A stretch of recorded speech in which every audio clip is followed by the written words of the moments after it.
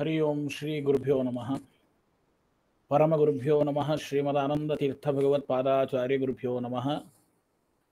रामाय रामभद्राय रामचंद्राय वेधसे रघुनाथाय नाथाय सीतायाः पतये नमः।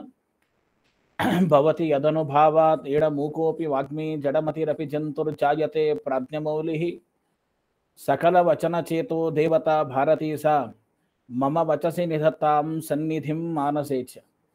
नौमिन्यायसुधादिकृज्जयमुनिन् श्रीपादराज सन्मनिं व्यासार्यान् विविधागमाब्धिविहिरान् श्रीवादिराजानपि वन्दे हंसवरान् रघुत्तमगुरुं वैदग्ध्यवारांनिधिं श्रीसत्योव्रतराघवेन्द्रमुनिपान् सद्बोधसध्यानपान् आपादमौलिपर्यन्तं गुरूणाम् आकृतिं स्मरेत् तेन विघ्नाः प्रणश्यन्ति सिद्ध्यन्ति च मनोरथाः। ಎಲ್ಲರಿಗೂ ಈ ಸಾಯಂಕಾಲದ ವಿಶೇಷವಾಗಿರತಕ್ಕಂತಹ ನಮಸ್ಕಾರಗಳನ್ನು ತಿಳಿಸ್ತಾ, ಪ್ರಸ್ತುತ ನಮ್ಮ ರಾಮಾಯಣದ ಅಧ್ಯಯನದ ಸರ್ಟಿಫಿಕೇಟ್ ಕೋರ್ಸಲ್ಲಿ ಅನೇಕ ವಿಶೇಷ ಉಪನ್ಯಾಸ ಮಾಲಿಕೆಗಳು, ಪ್ರತಿ ವಾರ ಅನೇಕ ವಿದ್ವಾಂಸರನ್ನು ಕರೆಸಿ ರಾಮಾಯಣದ ಕುರಿತು ಇರತಕ್ಕಂತಹ ವಿಚಾರಗಳ ಕುರಿತು ಅನೇಕ ಉಪನ್ಯಾಸಗಳನ್ನು ಈಗಾಗಲೇ ನಾವು ಮಾಡ್ತಾ ಇದ್ದೇವೆ. ಅದರಂತೆ ಇವತ್ತಿನ ಈ ವಿಶೇಷವಾಗಿರತಕ್ಕಂತಹ ಉಪನ್ಯಾಸವನ್ನು ನಮಗೆ ಅದನ್ನು ನೆರವೇರಿಸಿಕೊಡ್ತಕ್ಕಂಥವರು ನಮ್ಮ ಕರ್ನಾಟಕ ಸಂಸ್ಕೃತ ವಿಶ್ವವಿದ್ಯಾಲಯದಲ್ಲಿ ವಿಶೇಷವಾಗಿ ಯೋಜನಾ ಸಹಾಯಕರಾಗಿ ಮತ್ತು ಅದಲ್ಲದೆ ಸಂಧ್ಯಾ ಮಹಾವಿದ್ಯಾಲಯದ ಉಪನ್ಯಾಸಕರಾಗಿ ಕಾರ್ಯವನ್ನು ನಿರ್ವಹಿಸ್ತಕ್ಕಂತಹ ಶ್ರುತಿರಾವ್ HK ಅವರು. ಏನು ಅಂದರೆ, ಅವರು ಇವತ್ತು ನಿರೂಪಿಸ್ತಕ್ಕಂತಹ ಅಥವಾ ಪ್ರತಿಪಾದನೆ ಮಾಡತಕ್ಕಂತಹ ವಿಷಯ ರಾಮಾಯಣದ ಅಧ್ಯಯನದ ಪ್ರಸ್ತುತತೆ ಮತ್ತು ಅನಿವಾರ್ಯತೆ. ಈಗಾಗಲೇ ನಾವು 6 ತಿಂಗಳಲ್ಲಿ ರಾಮಾಯಣದ ಸರ್ಟಿಫಿಕೇಟ್ ಕೋರ್ಸಲ್ಲಿ ರಾಮಾಯಣದ ಮಹತ್ವದ ಬಗ್ಗೆ, ರಾಮಾಯಣದ ಕುರಿತು ಸಾಕಷ್ಟು ವಿಷಯಗಳನ್ನು, ಚಿಂತನೆಗಳನ್ನು ನಾವು ಮಾಡಿದ್ದೇವೆ. ಇಂತಹ ರಾಮಾಯಣದ ಅಧ್ಯಯನದ ವಿಷಯ ಅನಿವಾರ್ಯತೆ ಏನು, ಯಾಕೆ ರಾಮಾಯಣವನ್ನು ವಿಶೇಷವಾಗಿ ಅಧ್ಯಯನ ಮಾಡಬೇಕು, ಕಾವ್ಯದ ದೃಷ್ಟಿಯಿಂದಲೋ, ಐತಿಹಾಸಿಕ ದೃಷ್ಟಿಯಿಂದಲೋ, ಸಾಹಿತ್ಯಿಕ ದೃಷ್ಟಿಯಿಂದಲೋ ಅಧ್ಯಯನದ ಮಹತ್ವ ಏನು ಎಂಬತಕ್ಕಂಥದ್ದನ್ನು ಹಲವಾರು ಮುಖಗಳಿಂದ ನಾವು ಎಷ್ಟು ಅಧ್ಯಯನ ಮಾಡಿದರೂ ಸಹಿತ ಕಡಿಮೆ. ಹಾಗೆ ಆ ವಿಚಾರವನ್ನು ಬಹಳ ವಿಶೇಷವಾಗಿ ನಿರೂಪಣೆ ಮಾಡುವುದಕ್ಕೆ ಇವತ್ತು ನಮ್ಮ ವಿಶ್ವವಿದ್ಯಾಲಯದ ವಿದುಷಿ ಆಗಿರ್ತಕ್ಕಂತಹ ಡಾಕ್ಟರ್ ಶ್ರುತಿ HK ರಾವ್ ಅವರು ಇವತ್ತು ಆಗಮಿಸಿದ್ದಾರೆ. ಅವರಿಗೆ ಅವರು ನಮ್ಮ ಕರ್ನಾಟಕ ಸಂಸ್ಕೃತ ವಿಶ್ವವಿದ್ಯಾಲಯದಲ್ಲಿ ಹಿರಿಯ ಸಂಶೋಧಕರಾಗಿ ಕಾರ್ಯವನ್ನು ನಿರ್ವಹಿಸ್ತಾ ಇದ್ದಾರೆ. ಅದಲ್ಲದೆ ಅವರು ರಾಷ್ಟ್ರೀಯ ಸಂಸ್ಕೃತ ಸಂಸ್ಥಾನ ತಿರುಪತಿ, ಹಿಂದೆ ಈಗ ಅದು ಸೆಂಟ್ರಲ್ ಸಂಸ್ಕೃತ ಯೂನಿವರ್ಸಿಟಿ ತಿರುಪತಿಯಲ್ಲಿ ತಮ್ಮ ಆಚಾರ್ಯ MA ಪದವಿಯನ್ನು ಮತ್ತು ವಿಶೇಷವಾಗಿ ಬ್ರಹ್ಮಮೀಮಾಂಸಾ ಶಾಸ್ತ್ರದಲ್ಲಿ ಸಂಬಂಧಪಟ್ಟಂತೆ PhD ಪದವಿಯನ್ನು ಸಹಿತ ತೆಗೆದುಕೊಂಡಿದ್ದಾರೆ. ಒಳ್ಳೆಯ ವಿದ್ವಾಂಸರು. ಅದರ ಜೊತೆಯಲ್ಲಿ ಅವರು ವಿಶೇಷವಾಗಿ ಮಹಿಳೆಯರಲ್ಲಿ ವಾಕ್ಯಾರ್ಥವನ್ನು ಮಾಡ್ತಕ್ಕಂಥವರು ತುಂಬಾ ವಿರಳ. ಹೀಗಾಗಿ ಶಾಸ್ತ್ರವನ್ನು ಚೆನ್ನಾಗಿ ಅರಿತುಕೊಂಡಿರತಕ್ಕಂತಹ ಶ್ರುತಿಯವರು ವಿಶೇಷವಾಗಿ ಸಂಸ್ಕೃತದಲ್ಲಿ ವಾಕ್ಯಾರ್ಥವನ್ನು ಮಾಡ್ತಕ್ಕಂತಹ, ವಾಕ್ಯಾರ್ಥ ಪಟುತ್ವವನ್ನು ಹೊಂದಿರತಕ್ಕಂಥದ್ದು, ವಾಕ್ಯಾರ್ಥ ಸಭೆಗಳನ್ನು ಸಹಿತ ಏರ್ಪಾಡು ಮಾಡ್ತಕ್ಕಂತಹ ಒಂದು ವಿಶೇಷವಾದ ಯೋಜಕ ಶಕ್ತಿ ಅವರಲ್ಲಿ ಇದೆ. ಅದರ ಜೊತೆಯಲ್ಲಿ ನಿರರ್ಗಳವಾಗಿ ಕನ್ನಡ ಭಾಷೆಯಲ್ಲಿ, ಸಂಸ್ಕೃತ ಭಾಷೆಯಲ್ಲಿ, ಅದರ ಜೊತೆಯಲ್ಲಿ ಬೇರೆ ಬೇರೆ ಭಾಷೆಗಳಲ್ಲಿ ಮಾತನಾಡ್ತಕ್ಕಂತಹ ಸಾಮರ್ಥ್ಯ ಇದೆ. ಅವರು ಈಗಾಗಲೇ ಅನೇಕ ಉಪನ್ಯಾಸಗಳನ್ನು ಅವರು ಈಗ ಸಂಸ್ಕೃತದ ಕುರಿತು, ಸಾಹಿತ್ಯದ ಕುರಿತು ಮತ್ತು ಅನೇಕ ಶಾಸ್ತ್ರಗಳ ಚಿಂತನೆಯ ಕುರಿತು, ಭಾಷಾಶಾಸ್ತ್ರದ ಕುರಿತು ಅನೇಕ ಉಪನ್ಯಾಸಗಳನ್ನು ಅನೇಕ ಕಡೆಯಲ್ಲಿ ನಿರೂಪಣೆಯನ್ನು ಮಾಡಿರ್ತಕ್ಕಂಥದ್ದು. ಅದರ ಜೊತೆಯಲ್ಲಿ ಅನೇಕ ಗ್ರಂಥಗಳ ಸಂಶೋಧನೆಯನ್ನು ಸಹಿತ ಅವರು ಮಾಡಿದ್ದಾರೆ. ಅನೇಕ ಸಂಶೋಧನಾ ಪತ್ರಿಕೆಗಳಲ್ಲಿ ಅವರ ಸಂಶೋಧನಾ ಪತ್ರವೂ ಸಹಿತ ಪ್ರಕಟವಾಗಿದೆ. ಹೀಗಾಗಿ ನಮ್ಮ ವಿಶ್ವವಿದ್ಯಾಲಯದಲ್ಲಿ ಅವರು ವಿಶೇಷವಾಗಿರ್ತಕ್ಕಂತಹ ಕಾರ್ಯವನ್ನು ಸಲ್ಲಿಸ್ತಕ್ಕಂತಹ ನಮ್ಮ ವಿಶ್ವವಿದ್ಯಾಲಯಕ್ಕೆ ಒಂದು ಹೆಮ್ಮೆ ಆಗಿರ್ತಕ್ಕಂತಹ ಡಾಕ್ಟರ್ ಶ್ರುತಿ HK ಅವರು ಇವತ್ತಿನ ಕಾರ್ಯಕ್ರಮಕ್ಕೆ ಒಪ್ಪಿಕೊಂಡು ಅವರು ರಾಮಾಯಣದ ಪ್ರಸ್ತುತತೆ ಮತ್ತು ಅನಿವಾರ್ಯತೆಯ ಕುರಿತು ವಿಶೇಷವಾಗಿ ನಿರೂಪಣೆ ಮಾಡುವುದಕ್ಕಾಗಿ ಬಂದಿದ್ದಾರೆ. ಅವರಿಗೆ ನಮ್ಮ ವಿಭಾಗದ ಪರವಾಗಿ ಮತ್ತು ಬಂದಿರತಕ್ಕಂತಹ ಎಲ್ಲ ವಿದ್ಯಾರ್ಥಿಗಳ ಪರವಾಗಿ, ಎಲ್ಲರ ಪರವಾಗಿಯೂ ಸಹಿತ ಅವರಿಗೆ ನಾನು ವಿಶೇಷವಾಗಿರ್ತಕ್ಕಂತಹ ಸ್ವಾಗತವನ್ನು ಕೋರ್ತಾ ಇದ್ದೇನೆ. ಅದರ ಜೊತೆಯಲ್ಲಿ ಈ ಕಾರ್ಯಕ್ರಮವನ್ನು ನಮಗೆ ಆಯೋಜನೆ ಮಾಡುವುದಕ್ಕೆ ಪ್ರತಿ ವಾರವೂ ಸಹಿತ ನಾವು ಅನೇಕ ವಿದ್ವಾಂಸರನ್ನು ಕರೆದು ಇದನ್ನು ಆಯೋಜನೆ ಮಾಡುವುದಕ್ಕೆ ವಿಶಿಷ್ಟವಾಗಿ ಪ್ರೋತ್ಸಾಹವನ್ನು ಮಾಡ್ತಕ್ಕಂಥವರು ನಮ್ಮ ಮಾನ್ಯ ಕುಲಪತಿಗಳಾಗಿರ್ತಕ್ಕಂತಹ ಡಾಕ್ಟರ್ ಅಹಲ್ಯ ಶರ್ಮಾ ಮೇಡಮ್ ಅವರು. ಅವರು ಇಂತಹ ಕಾರ್ಯಕ್ರಮಗಳನ್ನು ಆಯೋಜನೆ ಮಾಡಿ ಜ್ಞಾನದ ಪ್ರಚಾರ ಆಗಬೇಕು, ಪ್ರಸಾರ ಆಗಬೇಕು, ಸಂಸ್ಕೃತದ ವೈಶಿಷ್ಟ್ಯ ಹಿರಿಮೆ ಗರಿಮೆಗಳು ಸಹಿತ ಎಲ್ಲ ಕಡೆಗೂ ಸಹಿತ ತಿಳಿಬೇಕು ಅಂತಕ್ಕಂತಹ ಬಹಳಷ್ಟು ಉತ್ಸಾಹದಿಂದ ನಮಗೆ ವಿಶೇಷವಾದ ಮಾರ್ಗದರ್ಶನವನ್ನು ಮಾಡಿ ಈ ಕಾರ್ಯಕ್ರಮಗಳನ್ನ ಅವರ ಪ್ರಚೋದನೆ ಮತ್ತು ಅವರ ಮಾರ್ಗದರ್ಶನದಂತೆ ಈ ಕಾರ್ಯಕ್ರಮ ಮಾಡ್ತಾ ಇದ್ದೇವೆ. ಅವರಿಗೂ ಸಹಿತ ನಾನು ಈ ಕಾರ್ಯಕ್ರಮಕ್ಕೆ ಸ್ವಾಗತವನ್ನ ಕೋರ್ತಾ ಇದ್ದೇನೆ. ಅದರ ಜೊತೆಯಲ್ಲಿ ನಮ್ಮ ವಿಶ್ವವಿದ್ಯಾಲಯದ ಕುಲ ಸಚಿವರಾಗಿರ್ತಕ್ಕಂತಹ ಪ್ರೊಫೆಸರ್ ಗಿರೀಶ್ ಚಂದ್ರ ಸರ್ ಅವರು ಭಾಷಾ ನಿಕಾಯದ ಅಧ್ಯಕ್ಷರು. ಅವರು ಸಹಿತ ಇಂತಹ ಕಾರ್ಯಕ್ರಮಗಳನ್ನು ನಿತ್ಯಲೂ ಸಹಿತ ಅದಕ್ಕೆ ಏನು ಬೇಕು ಅದಕ್ಕೆ ಆಡಳಿತಾತ್ಮಕವಾದ ಎಲ್ಲ ಸಹಕಾರಗಳನ್ನು ಕೊಟ್ಟು ನಮಗೆ ಅತ್ಯಂತ ಪ್ರೋತ್ಸಾಹವನ್ನು ನೀಡತಕ್ಕಂತಹ ಮಾನ್ಯ ಕುಲಸಚಿವರು, ಅವರಿಗೂ ಸಹಿತ ಕಾರ್ಯಕ್ರಮದ ಪರವಾಗಿ ಸ್ವಾಗತವನ್ನು ನಾನು ಕೋರ್ತಾ ಇದ್ದೇನೆ. ಅದಲ್ಲದೆ ಹಿಂದಿನ ಉಪನ್ಯಾಸ ಮಾಲಿಕೆಯಲ್ಲಿ ವಾಲ್ಮೀಕಿ ಸೂಕ್ತಿ ಮಣಿಹಾರ ಎಂಬರ್ತಕ್ಕಂತಹ ವಿಶೇಷವಾಗಿರ್ತಕ್ಕಂತಹ ಒಂದು ಉಪನ್ಯಾಸವನ್ನ ಕೊಟ್ಟಿರ್ತಕ್ಕಂತಹ ನಮ್ಮ ವಿಭಾಗದ ಮುಖ್ಯಸ್ಥರು, ಅದಲ್ಲದೆ ಪರೀಕ್ಷಾಂಗದ ವಿಶೇಷವಾಗಿರ್ತಕ್ಕಂತಹ ಕುಲಸಚಿವರಾಗಿರ್ತಕ್ಕಂಥ ನಮ್ಮ ರಾಮಕೃಷ್ಣ ಭಟ್ಟರು ಅವರು ವಿಭಾಗದ ಮುಖ್ಯಸ್ಥರಾಗಿ ಅವರು ಸಹಿತ ಇಂತಹ ಕಾರ್ಯಕ್ರಮಗಳನ್ನು ಆಯೋಜನೆ ಮಾಡುವುದಕ್ಕೆ ವಿಶೇಷವಾಗಿರ್ತಕ್ಕಂತಹ ಪ್ರೋತ್ಸಾಹವನ್ನು ನೀಡ್ತಾ ಇದ್ದಾರೆ. ಅವರಿಗೂ ಸಹಿತ ಆಗಮಿಸಿದ್ದಾರೆ. ಅವರಿಗೂ ಸಹಿತ ನಮ್ಮ ವಿಭಾಗದ ಪರವಾಗಿ ಮತ್ತು ಎಲ್ಲರ ಪರವಾಗಿ ಸ್ವಾಗತವನ್ನು ಕೇಳ್ತಾ ಇದ್ದೇನೆ. ಅದರ ಜೊತೆಯಲ್ಲಿ ಅನೇಕರು ಸಹಿತ ಈ ಕಾರ್ಯಕ್ರಮದಲ್ಲಿ ಭಾಗವಹಿಸಿದ್ದೀರಿ. ಸರ್ಟಿಫಿಕೇಟ್ ವಿದ್ಯಾರ್ಥಿಗಳಾಗಿರ್ಬಹುದು, ಅದರ ಜೊತೆಯಲ್ಲಿ ಬೇರೆ ಬೇರೆ ವಿದ್ವಾಂಸರು ಸಹಿತ ಇದರಲ್ಲಿ ಭಾಗವಹಿಸಿದ್ದಾರೆ. ಎಲ್ಲರ ಹೆಸರು ತೆಗೆದುಕೊಳ್ಳೋದಕ್ಕಾಗೋದಿಲ್ಲ. ನಮ್ಮ ಸಂಸ್ಕೃತ ವಿಶ್ವವಿದ್ಯಾಲಯದ ಅನೇಕ ಸಿಬ್ಬಂದಿ ವರ್ಗದವರಾದ ಅಲ್ಲಿರುವ ಅಧ್ಯಾಪಕರು ಮತ್ತು ಬೋಧಕೇತರು ಎಲ್ಲರೂ ಸಹಿತ ಈ ಕಾರ್ಯಕ್ರಮದಲ್ಲಿ ಭಾಗವಹಿಸಿದ್ದೀರಿ. ಎಲ್ಲರಿಗೂ ಸಹಿತ ಮತ್ತೊಮ್ಮೆ ಮುಗದೊಮ್ಮೆ ಸ್ವಾಗತವನ್ನ ನಾನು ವಿಭಾಗದ ಪರವಾಗಿ ಮತ್ತು ನನ್ನ ವೈಯಕ್ತಿಕ ಪರವಾಗಿ ನಮಸ್ಕಾರ ಪೂರ್ವಕವಾಗಿ ನಾನು ಸ್ವಾಗತವನ್ನ ಕೋರ್ತಾ, ಈಗ ನಾನು ಕಾರ್ಯಕ್ರಮದ ಈ ವೇದಿಕೆ ಮಂಚವನ್ನ ಡಾಕ್ಟರ್ ಶ್ರುತಿ HK ಅವರಿಗೆ ಬಿಟ್ಕೊಡ್ತಾ ಇದ್ದೇನೆ. ಅವರು ರಾಮಾಯಣದ ಪ್ರಸ್ತುತತೆ ಮತ್ತು ಅನಿವಾರ್ಯತೆ ಕುರಿತು ವಿಶೇಷವಾದ ವಿಚಾರವನ್ನ ಈಗ ಮಂಡಿಸಲಿದ್ದಾರೆ. ಅವರಿಗೆ ನಾನು ವೇದಿಕೆಯನ್ನು ಅನುವು ಮಾಡಿಕೊಡ್ತಾ ಇದ್ದೇನೆ. ಶ್ರುತಿ ಅವರು. ಧನ್ಯವಾದ ಆಚಾರ್ಯ. ಸದಾತ್ಮ ಧ್ಯಾನ ನಿರತಂ ವಿಷಯೇಭ್ಯ ಪರಾಮುಖಂ ನವಮಿ ಶಾಸ್ತ್ರೇಷು ನಿಷ್ಣಾತಂ ಚಂದ್ರಶೇಖರ ಭಾರತಿ. ಶ್ರೀರಾಮ ರಾಮ ರಾಮೇತಿ ರಮೇ ರಾಮೇ ಮನೋರಮೆ ಸಹಸ್ರನಾಮ ತತ್ತುಲ್ಯಂ ರಾಮನಾಮವರಾನನೆ.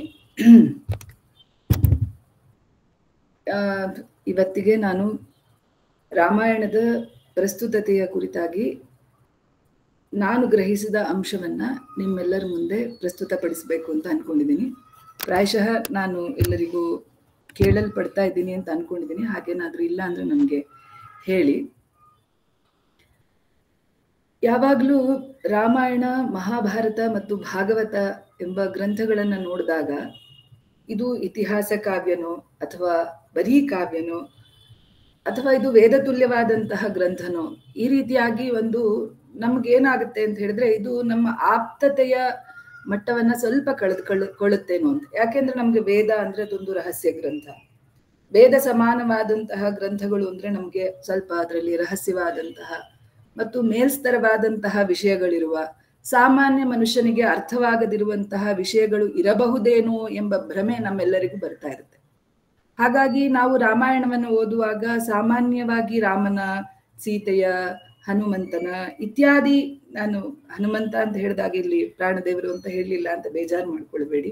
ಅಂದ್ರೆ ನನಗೆ ಆ ರೀತಿಯಲ್ಲಿ ಹೇಳಿ ಅಭ್ಯಾಸ, ಆದ್ರೆ ಆ ಮಟ್ಟದ ಗೌರವ ನನಗೂ ಕೂಡ ಇದೆ. ಈ ರೀತಿಯ ಪಾತ್ರ ಚಿತ್ರಣಗಳನ್ನೆಲ್ಲ ನೋಡಿದಾಗ ಒಂದು ಹಂತದಲ್ಲಿ ನಮಗನ್ಸುತ್ತೆ ಈ ಪಾತ್ರಗಳೆಲ್ಲ ನಮಗೆ ಎಟಕುತ್ತೆ, ಇದು ನಮ್ಮ ದೈನಂದಿನ ಜೀವನದಲ್ಲಿಯೇ ಕಾಣುವಂತಹ ಪಾತ್ರಗಳೇನು ಎಂಬಂತೆ ಒಂದು ಸಾರಿ ಅನ್ಸುತ್ತೆ. ಇನ್ನೊಂದು ಸಾರಿ ಯಾರಾದ್ರೂ ಪ್ರವಚನವನ್ನು ಮಾಡಿದ್ರೆ ಅಥವಾ ಅದರ ಒಂದು ಅಧ್ಯಯನವನ್ನ ಮಾಡ್ತಾ ಹೋದಾಗ ಇದು ನಮ್ಮ ಜೀವನ ಮಟ್ಟದ ಅಥವಾ ನಮ್ಮ ಸ್ತರಕ್ಕಿಂತ ಉನ್ನತ ಮಟ್ಟವಾದಂತಹ ಪಾತ್ರಗಳೇನು ಅಂತ ಅನ್ಸುತ್ತೆ. ಎರಡೂ ಕೂಡ ಸರಿ. ಯಾಕೆ ಅಂತ ಹೇಳಿದ್ರೆ ಒಂದು ವಾಕ್ಯ ಇದೆ, ವೇದ ವೇದ್ಯೆ ಪರೇ ಪುಂಸಿ ಜಾತೆ ದಶರಥಾತ್ಮಜೆ ವೇದ ಪ್ರಾಚೇತಸಾದಾಸೀತ್ ಸಾಕ್ಷಾತ್ ರಾಮಾಯಣಾತ್ಮನ ಅಂತ. ನೀವೆಲ್ಲ ಕೇಳಿರ್ತೀರಿ, ಈಗಾಗಲೇ ನೀವು ಸರ್ಟಿಫಿಕೇಟ್ ಕೋರ್ಸ್ ಮುಗಿಸುವ ಹಂತದಲ್ಲಿದ್ದೀರಿ ಅಂದ್ರೆ ಈ ಎಲ್ಲ ವಾಕ್ಯಗಳು ನಿಮಗೆ ಗೊತ್ತೇ ಇದೆ. ಈ ಶ್ಲೋಕವನ್ನ ನಾವು ಎರಡಾಗಿ ಅರ್ಥ ಮಾಡ್ಕೊಳ್ಬಹುದು. ಅವನು ಪರಮ ಪುರುಷ ಶ್ರೀರಾಮ. ಯಾಕೆ ಅಂತ ಹೇಳಿದ್ರೆ ಅವನು ಶ್ರೀಮನ್ ನಾರಾಯಣನ ಅವತಾರ. ಹಾಗಾಗಿ ಶ್ರೀಮನ್ ನಾರಾಯಣನ ಸ್ವರೂಪ ಅಂತ ಹೇಳಿದ್ರೆ ಪರಬ್ರಹ್ಮನ ಸ್ವರೂಪನೇ. ಹಾಗಾಗಿ ಅವನು ನಮಗೆ ತಿಳಿಯುವುದು ಉಪನಿಷತ್ತುಗಳಿಂದ ಮಾತ್ರ, ವೇದಗಳಿಂದ ಮಾತ್ರ ಆ ಪರಮ ಪುರುಷ ನಮಗೆ ಲಭ್ಯನಾಗ್ತಾನೆ. ನಮ್ಗೆ ಲಭ್ಯನಾಗ್ತಾನೆ ಅಂದ್ರೆ ನಮ್ಮೆದುರಿಗೆ ಸಾಕ್ಷಾತ್ಕೃತಗೊಳ್ತಾನೆ ಅಂತಲ್ಲ, ನಮ್ಗೆ ಅವನ ಒಂದು ಅರಿವು ಆಗೋದು, ಅವನ ಒಂದು ಪರಂಧಾಮದ ಅರಿವು ನಮಗಾಗೋದು ವೇದಗಳಿಂದ ಮಾತ್ರ. ಇಲ್ಲ ಅಂತ ಹೇಳಿದ್ರೆ ಸಾಮಾನ್ಯ ಯಾವುದೇ ಒಂದು ಸಾಧನೆಗಳ ಮೂಲಕ ಆ ಪರಬ್ರಹ್ಮನನ್ನ ಅರಿತುಕೊಳ್ಳಿಕ್ಕೆ ಸಾಧ್ಯ ಇಲ್ಲ. ಅಂಥವನು ಏನಾದ, ದಶರಥಾತ್ಮಜನಾಗಿ ಈ ಭೂಮಿಗೆ ಬಂದ. ವೇದಗಳಿಂದ ನಮಗೆ ಅರ್ಥವಾಗುವಂತಹ ಆ ಪರಬ್ರಹ್ಮ ಸ್ವರೂಪಿ ನಾರಾಯಣ ದಶರಥನ ಆತ್ಮಜನಾಗಿ ಮಾನವ ರೂಪದಲ್ಲಿ ನಮಗೆ ಬಂದ. ಹಾಗಾಗಿ ಈಗ ಈ ಕೃತಿ ದಶರಥಾತ್ಮಜಂದು ಅಂತ ಆಗ್ಲಿಲ್ಲ.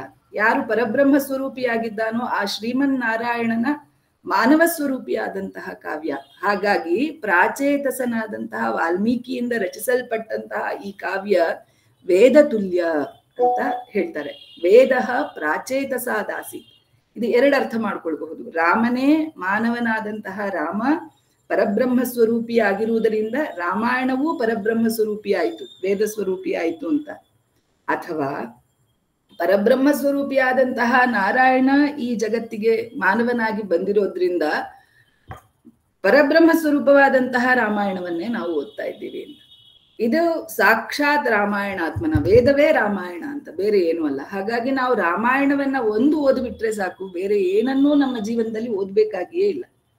ಇದಕ್ಕೊಂದು ಸುಂದರವಾದಂತಹ ಒಂದು ಕಥೆ ಇದೆ. ನಾನು ವಚನ ರಾಮಾಯಣ ಓದ್ತಾ ಇದ್ದೆ. ಅದರಲ್ಲಿ ತಸು ಶಾಮರಾಯರು ಬರೆದಿರುವಂಥದ್ದು. ಅವರ ಅಜ್ಜ ವೆಂಕಣ್ಣಯ್ಯ ಅಂತ ಹೇಳುವವರು ಒಬ್ರಿದ್ರು. ಅವರು ಒಂದು ತಾಲೂಕು ಆಫೀಸ್ನಲ್ಲಿ ಒಂದು ಗುಮಾಸ್ತರಾಗಿ ಕೆಲಸ ಮಾಡ್ತಾ ಇದ್ರು. ಆವಾಗೆಲ್ಲ ಆಂಗ್ಲರ ಆಡಳಿತ ನಮ್ಮ ದೇಶದಲ್ಲಿ ಇತ್ತು. ಒಬ್ಬ ಆಂಗ್ಲ ಅಧಿಕಾರಿ ಬಂದು ವೆಂಕಣ್ಣಯ್ಯನವರಿಗೆ, ಅವರು ಸ್ವಲ್ಪ ಕೊಳಕಾದಂತಹ ಬಟ್ಟೆ ಧರಿಸಿ ಬಂದಿದ್ದಕ್ಕೆ ಯಾರದ್ದೋ ಇನ್ನಷ್ಟು ಮಾತುಗಳನ್ನು ಕೇಳಿ ಅವರನ್ನ ಕೆಲಸದಿಂದ ಹೊರಗಡೆ ಹಾಕಿದ್ರು. ಆ ವೆಂಕಣ್ಣಯ್ಯನವರು ಏನೋ ಬೇಜಾರು ಮಾಡ್ಕೊಳ್ಳಿಲ್ಲ, ಅಥವಾ ಅಂತರಂಗದಲ್ಲಿ ಬೇಜಾರಾಗಿದ್ದಿರಬಹುದು. ಅವರು ಬೇಜಾರಂತೂ ತೋರಿಸ್ಕೊಳ್ಳಿಲ್ಲ, ಸೀದಾ ಮನೆಗೆ ಹೋದ್ರು. ಅವರು ಮನೆಯಲ್ಲಿ ಅವರ ಆಸ್ತಿ ಅಂದ್ರೆ ರಾಮಾಯಣ ಪಾರಾಯಣ ಗ್ರಂಥ, ಅದನ್ನ ತಗೊಂಡು ಒಂದು ಬೆಟ್ಟಕ್ಕೆ ಹೋದ್ರು. ಆ ಬೆಟ್ಟದಲ್ಲಿ ಸುಂದರವಾಗಿರುವಂತಹ ಒಂದು ರಾಮನ ಮಂದಿರ ಇತ್ತು. ಅಲ್ಲಿ ಸುಮಾರಷ್ಟು ಕೋತಿಗಳು ಅಲ್ಲೆಲ್ಲ ಸುತ್ತಮುತ್ತ ಓಡಾಡ್ತಿದ್ವು. ಅವ್ರ ಮನೆಗೆ ಹೋಗ್ಲಿಲ್ಲ. ಅಲ್ಲಿ 10 ದಿನ ಪೂರ್ಣ ರಾಮಾಯಣದ ಪಾರಾಯಣವನ್ನು ಮಾಡಿದ್ರು. ಅವ್ರಿಗೆ ಊಟ ಎಲ್ಲ ಯಾರು ತಂದು ಕೊಡ್ತಿದ್ರು ಅಂದ್ರೆ, ಇದು ವಿಚಿತ್ರ ಅಂತ ಅನ್ಸುತ್ತೆ, ಅಲ್ಲೇ ಇದ್ದಂತಹ ಕೋತಿಗಳೆಲ್ಲ ತಂದು ಏನ್ ಹಣ್ಣನ್ನ ಎಸಿತಾ ಇದ್ವು ಅದನ್ನೇ ತಿಂದು ಅಲ್ಲೇ ಪುಷ್ಕರಣಿಯಲ್ಲಿ ಸ್ನಾನ ಮಾಡಿ ಅಷ್ಟು ದಿನ ಅವರು ರಾಮಾಯಣ ಪಾರಾಯಣವನ್ನು ಮಾಡಿದ್ರು. 10ನೇ ದಿನ ಆಶ್ಚರ್ಯ ಆಗೋ ಹಾಗೆ ಅಲ್ಲಿನ ಒಬ್ಬ ಜವಾನ ಬಂದು ಹೇಳ್ತಾನೆ, ನಿಮ್ಮನ್ನ ಆಂಗ್ಲ ಅಧಿಕಾರಿ ಕರಿತಾ ಇದ್ದಾರೆ, ನಿಮ್ಗೆ ನಿಮ್ಮ ಒಂದು ಏನೊಂದು ಹುದ್ದೆ ಇದೆ, ಅದಕ್ಕಿಂತ ಮೇಲ್ಸ್ತರದ ಹುದ್ದೆಯನ್ನು, ಮೇಲ್ದರ್ಜೆಯ ಹುದ್ದೆಯನ್ನು ಕೊಟ್ಟಿದ್ದಾರೆ, ನೀವೀಗ ಯಾವ್ದೋ ಹುದ್ದೆ ಇರುತ್ತೆ ಅದನ್ನ ನಿಮ್ಗೆ ಕೊಟ್ಟಿದ್ದಾರೆ ಅಂತ. ಮೊದಲನೇದಾಗಿ ಕೇಳ್ತಾರೆ, ನಿಮ್ಗೆ ಹೆಂಗ್ ಗೊತ್ತಾಯ್ತು ನಾನು ಇಲ್ಲಿದ್ದೀನಿ ಅಂತ? ಯಾರೋ ಕುರಿ ಕಾಯೋರೆಲ್ಲ ಹೇಳಿದ್ರು ನೀವು ಇಲ್ಲಿದ್ದೀರಿ ಅಂತ, ಅದಕ್ಕೆ ನಾನು ಇಲ್ಲಿ ಬಂದೆ. ರಾಮಾಯಣ ಪಾರಾಯಣ ಪೂರ್ತಿ ಆಗಿ ನಿಂತಾಗ್ಲೇ ಇಂಥೊಂದು ಸುದ್ದಿ ಬಂತು ಅಂತಂದ್ರೆ ಸಾಮಾನ್ಯ ಮನುಷ್ಯರಾದವ್ರಿಗೆ ಇದೆಲ್ಲ ಒಂದು ದೊಡ್ಡ ಅದೃಷ್ಟ, ಅಲೌಕಿಕವಾದಂತಹ ಅನುಭವ. ಪೂರ್ಣ ರಾಮಾಯಣವನ್ನು ಓದಿದ್ರಿಂದ ತನ್ನ ಮೇಲ್ ಬಂದಂತಹ ಅಪವಾದ ಹೋಯ್ತು, ಮೇಲ್ದರ್ಜೆಯ ಹುದ್ದೆ ಸಿಕ್ತು. ಆ ಆಂಗ್ಲ ಅಧಿಕಾರಿ ಅವರಿಗೆ ಗೌರವದಿಂದ ನೋಡ್ಕೊಂಡು ಅವರಿಗೆ ಹುದ್ದೆಯನ್ನು ಮರಳಿಸಿ ಅವರಿಗೆ ಎಲ್ಲ ಅರ್ಪಿಸಬೇಕಾದಂತಹ ಎಲ್ಲ ಗೌರವಾರ್ಪಣೆಗಳನ್ನ ಮಾಡ್ದ. ಇದೊಂದು ಸಾಮಾನ್ಯ ಕಥೆ. ಅಂದ್ರೆ ರಾಮಾಯಣವನ್ನ ನಿತ್ಯ ಪಾರಾಯಣ ಮಾಡೋದ್ರಿಂದನೇ ಒಂದಷ್ಟು ಅದೃಷ್ಟ ಫಲಗಳು ಇದೆ. ಈ ರೀತಿಯ ಬೇಕಾದಷ್ಟು ಕಥೆಗಳನ್ನ ನಾವು ಬೇರೆ ಬೇರೆ ರಾಮಾಯಣ ಬರೆದಂತವರ ಕಥೆಯಲ್ಲಿ ನಾವು ನೋಡಬಹುದು. ಆದ್ರೆ ಮೂಲ ರಾಮಾಯಣವನ್ನ ಓದಿದಾಗ, ಮೂಲ ರಾಮಾಯಣದ ಅಕ್ಷರವೇ ವೇದ ಅಂತ ಆಯ್ತಲ್ಲ, ವೇದ ವೇದ್ಯೆ ಪರೇ ಪುಂಸಿ ಜಾತೆ ದಶರಥಾತ್ಮಜೆ ವೇದ ಸಾಕ್ಷಾತ್ ರಾಮಾಯಣಾತ್ಮನ ಪ್ರಾಚೇತಸ ಆಸೀತ್ ಅಂತ ಹೇಳೋದ್ರಿಂದ ಇದು ವೇದ ತುಲ್ಯವಾದಂತಹ ಗ್ರಂಥ. ಹಾಗಾಗಿ ನಿತ್ಯ ನಾವು ಇದನ್ನ ಅಧ್ಯಯನ ಮಾಡುವುದರಿಂದ ನಮಗೆ ಏನು ಪ್ರಯೋಜನ ಅಂತ ಹೇಳಿದ್ರೆ, ಒಂದು, ಯಾವಾಗಲೂ ಪರಮ ಪ್ರಯೋಜನವಾದಂತಹ ಮೋಕ್ಷವೇ ಸಿಗಬೇಕು ಅಂತ ಇಲ್ಲ. ಎಲ್ಲಾ ಸಲಿ ನಮಗೆ ಆ ಮೋಕ್ಷದ ದಾರಿಯಲ್ಲಿ ಹಲವಷ್ಟು ಪ್ರಯೋಜನಗಳಾಗತ್ತೆ. ಅಂತರಂಗದ ಕೊಳೆಯ ಒಂದು ಮಾಲಿನ್ಯದ ನಾಶ, ನಮ್ಮ ಒಂದು ಜೀವನದ ಒಂದು ಸರಳ ಜೀವನದ ಒಂದು ಮಾರ್ಗ ತೆರೆಯುವಂಥದ್ದು, ಈ ರೀತಿಯ ಎಲ್ಲ ಒಂದು ಡಿಫಾಲ್ಟ್ ಅಂತ ಹೇಳ್ತಾರಲ್ಲ, ಬೇರೆ ಬೇರೆ ಪ್ರಯೋಜನಗಳೆಲ್ಲ ನಮ್ಗಿದ್ರಿಂದ ಸಿಗುತ್ತೆ. ಹಾಗಾಗಿ ನಾವು ಸಾಮಾನ್ಯ ಮನುಷ್ಯರು ಕೂಡ ರಾಮಾಯಣವನ್ನ ಶ್ರದ್ಧೆಯಿಂದ ಪಾರಾಯಣ ಮಾಡಿದರೆ ರಾಮನಂತೆ ನಾವು ಪರಬ್ರಹ್ಮ ಸ್ವರೂಪರೇ ಹಂತವಾಗಿ ಆಗಬಹುದು ಅಂತ ಒಂದು ಪ್ರಯೋಜನ. ಮತ್ತು ರಾಮಾಯಣ ಅನ್ನುವಂಥದ್ದು ಐತಿಹಾಸಿಕ ಗ್ರಂಥ.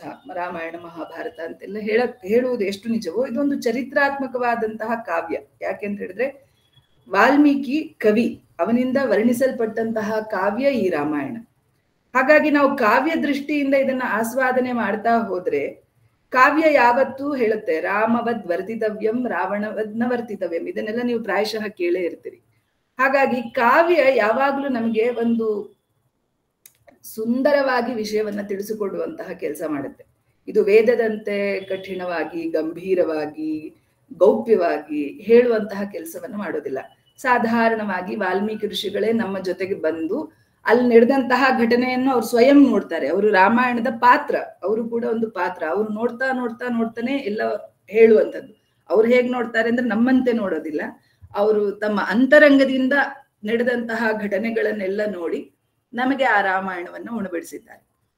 ಹಾಗಾಗಿ ನಾವು ರಾಮಾಯಣವನ್ನ ನೋಡ್ತಾ ನಮ್ಮ ಸ್ತರವನ್ನ ಹೆಚ್ಚು ಮಾಡಿಕೊಳ್ಬೇಕು ಅಂತ ಒಂದು ಅಂಶ ಹೇಗೋ, ರಾಮಾಯಣ ನಮ್ಮೊಳಗೆ ಬರ್ತಾ ಇದ್ದ ಹಾಗೆ ನಮ್ಮ ಸ್ತರ ಹೆಚ್ಚಾಗುತ್ತೆ ಅನ್ನೋದು ಕೂಡ ಒಂದು ಅಂಶ. ರಾಮಾಯಣದ ನಿತ್ಯ ಪಾಠದಿಂದ ನಮ್ಮ ಜೀವನದ ಮುಖ್ಯ ಸ್ತರವು ಮೇಲೆ ಮೇಲಕ್ಕೆ ಹೋಗುತ್ತೆ. ನಾವು ಜೀವನವನ್ನ ಹೇಗೆ ನೋಡ್ತೀವಿ ಅನ್ನೋದು ಕೂಡ ಒಂದು ಮುಖ್ಯವಾದಂತಹ ಅಂಶ ಆಗುತ್ತೆ ಇಲ್ಲಿ. ಅಂದ್ರೆ ನಾವು ಲೌಕಿಕವಾಗಿ ಇರುವಾಗ ನಾವು ಮನೆ, ಜನ, ಮಕ್ಕಳು ಇತ್ಯಾದಿಗಳನ್ನ ನೋಡ್ತಾ ನೋಡ್ತಾ ನಮ್ಮ ಲೌಕಿಕ ವ್ಯವಹಾರಗಳ ಜೀವನದ ರೀತಿ ತುಂಬಾ ಬದಲಾಗಿದೆ. ಈಗಿನ ಕಾಲಘಟ್ಟದಲ್ಲಂತೂ ಜೀವನ ಎಂಬುದನ್ನ ಅರ್ಥ ಮಾಡಿಕೊಳ್ಳುವಂತಹ ರೀತಿಯೇ ಬದಲಾಗಿದೆ. ಈಗ ನಮ್ಮ ಮೊಬೈಲ್ ಇರಬಹುದು, AI ಇರಬಹುದು, ಈ ಎಲ್ಲಾ ವಿಷಯಗಳು ನಮ್ಮನ್ನ ಹೆಚ್ಚು ಹೆಚ್ಚು ಹೆಚ್ಚು ಹೆಚ್ಚು ಹೊರಮುಖವಾಗಿ ಮಾಡುತ್ತೆ. ಆದ್ರೆ ಆ ಜೀವನದಿಂದ ನಮಗೆ ಹೆಚ್ಚು ಸಂತೋಷ ಇದೆಯಾ, ಆನಂದ ಇದೆಯಾ ಅನ್ನೋದು ಒಂದು ವಿಚಾರ. ಇದು ಎರಡೂ ಒಂದೇ ರೀತಿಯಲ್ಲಿ ಹೋಗುವಂತಹ ರೈಲ್ವೆ ಹಳಿಯಂತೆ ಇರುವಂತಹ ಮಾರ್ಗಗಳು. ಅಂದ್ರೆ ಒಂದು ಲೌಕಿಕವಾದಂತಹ ವ್ಯಾವಹಾರಿಕ ಜೀವನ, ಇನ್ನೊಂದು ನಮ್ಮ ಅಂತರಂಗಿಕವಾದಂತಹ ಜೀವನ. ಆದ್ರೆ ಹಿಂದಿನವರು ಕೂಡ ವ್ಯಾವಹಾರಿಕ, ಈ ಮಟ್ಟದಲ್ಲದೆ ಇದ್ರು ಹಿಂದಿನವರು ಕೂಡ ಒಂದು ವ್ಯಾವಹಾರಿಕವಾದಂತಹ ಜೀವನವನ್ನು ಮಾಡ್ತಾ ಇದ್ರು. ಆ ಜೀವನದ ಜೊತೆಗೆ ಈ ಅಧ್ಯಾತ್ಮ ಜೀವನವನ್ನು ಒಟ್ಟೊಟ್ಟಿಗೆ ಮಾಡ್ತಾ ಇದ್ರು. ಆಗ ಸಮಸ್ಯೆ ಇರಲಿಲ್ಲ. ಆದ್ರೆ ಈಗ ನಾವು ಯಾವ ಜೀವನವನ್ನ ಮಾಡಬೇಕು, ಯಾವುದು ನಿಜ, ಅಥವಾ ನಮ್ಮ ಜೀವನದಲ್ಲಿ ನಾವು ಎಲ್ಲಿ ನಿಂತಿದ್ದೀವಿ ಅನ್ನುವಂತಹ ಎಷ್ಟೋ ಪ್ರಶ್ನೆಗಳು ಬಂದಾಗ ನಾವು ಇಂತಹ ಗ್ರಂಥಗಳ ಅಧ್ಯಯನವನ್ನ ಪ್ರಾರಂಭ ಮಾಡಿದ್ರೆ ನಾವು ನಮ್ಮ ಒಳಗನ್ನ, ನಮ್ಮನ್ನ ನಿಜವಾಗಿ ಅರ್ಥ ಮಾಡ್ಕೊಳ್ಬಹುದು.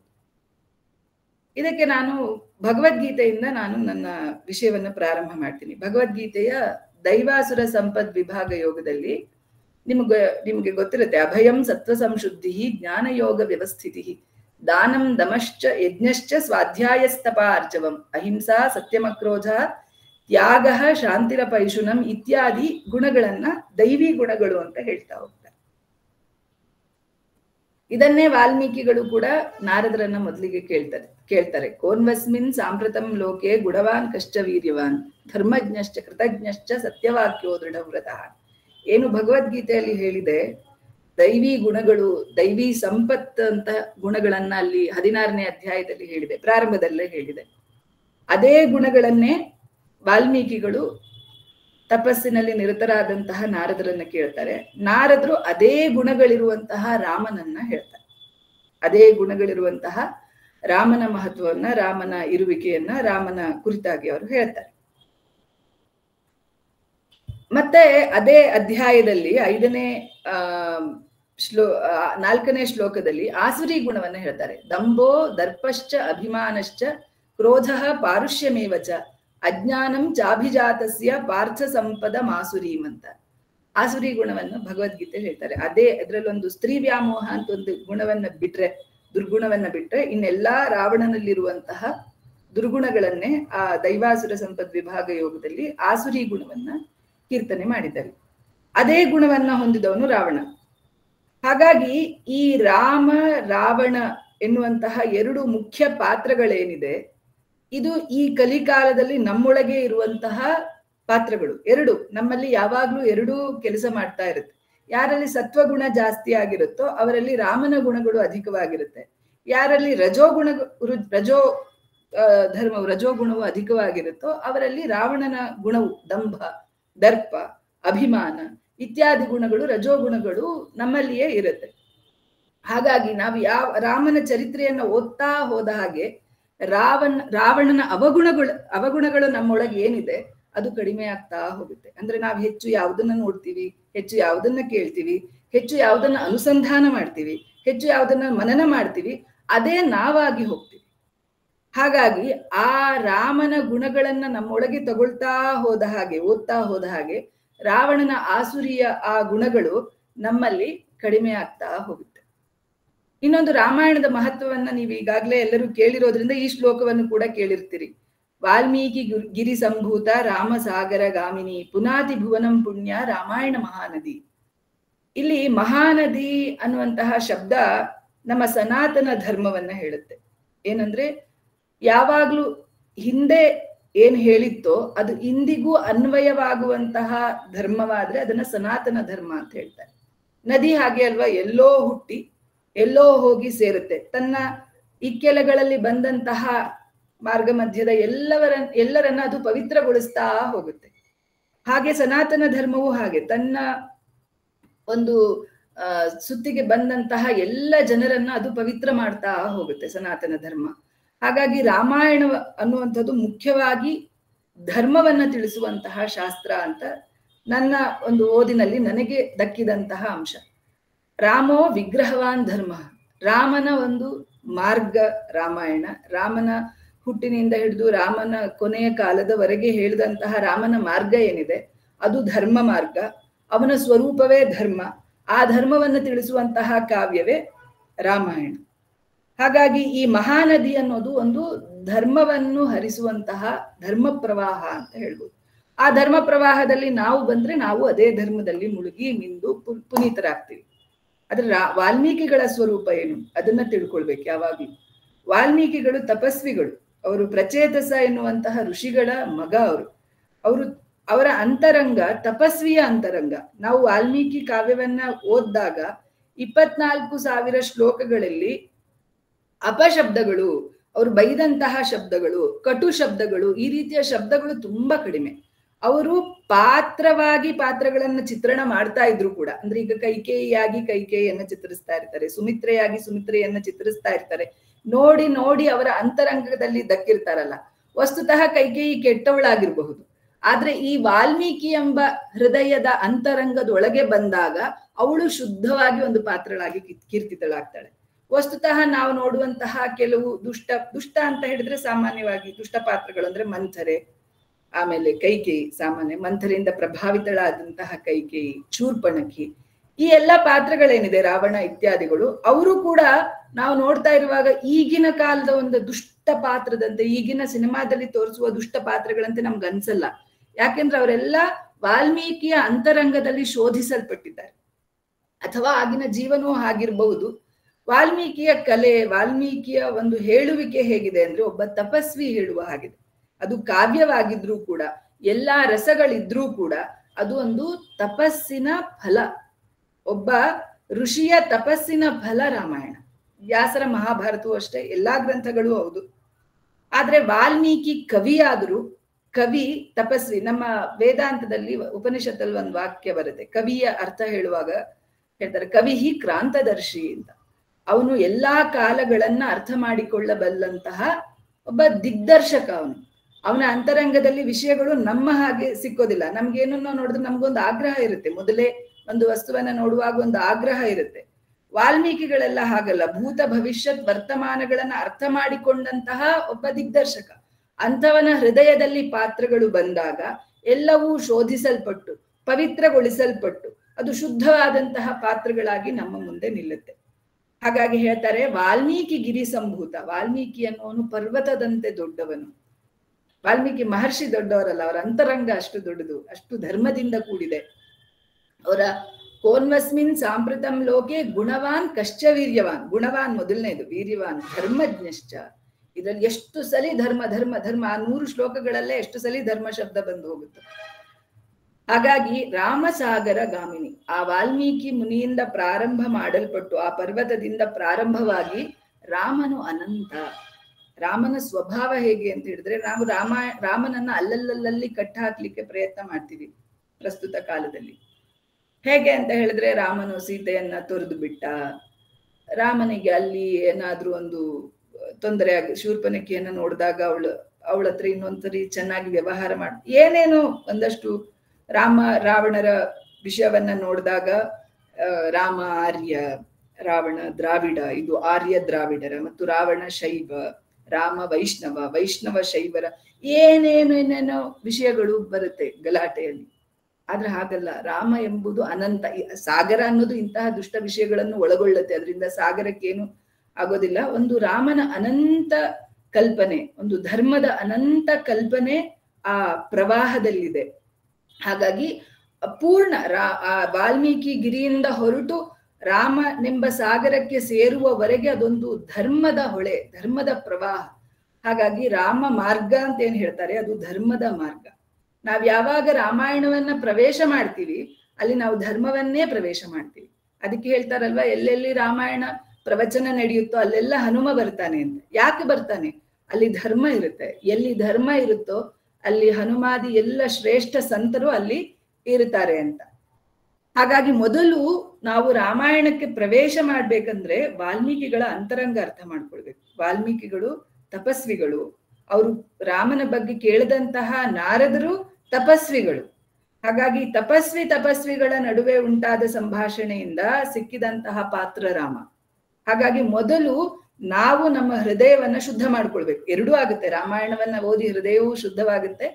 ಶುದ್ಧ ಹೃದಯದಿಂದ ರಾಮಾಯಣವನ್ನ ಓದಿದಾಗ ರಾಮಾಯಣ ನಮಗೆ ಬೇರೆ ರೀತಿಯಲ್ಲೇ ಅರ್ಥ ಆಗುತ್ತೆ.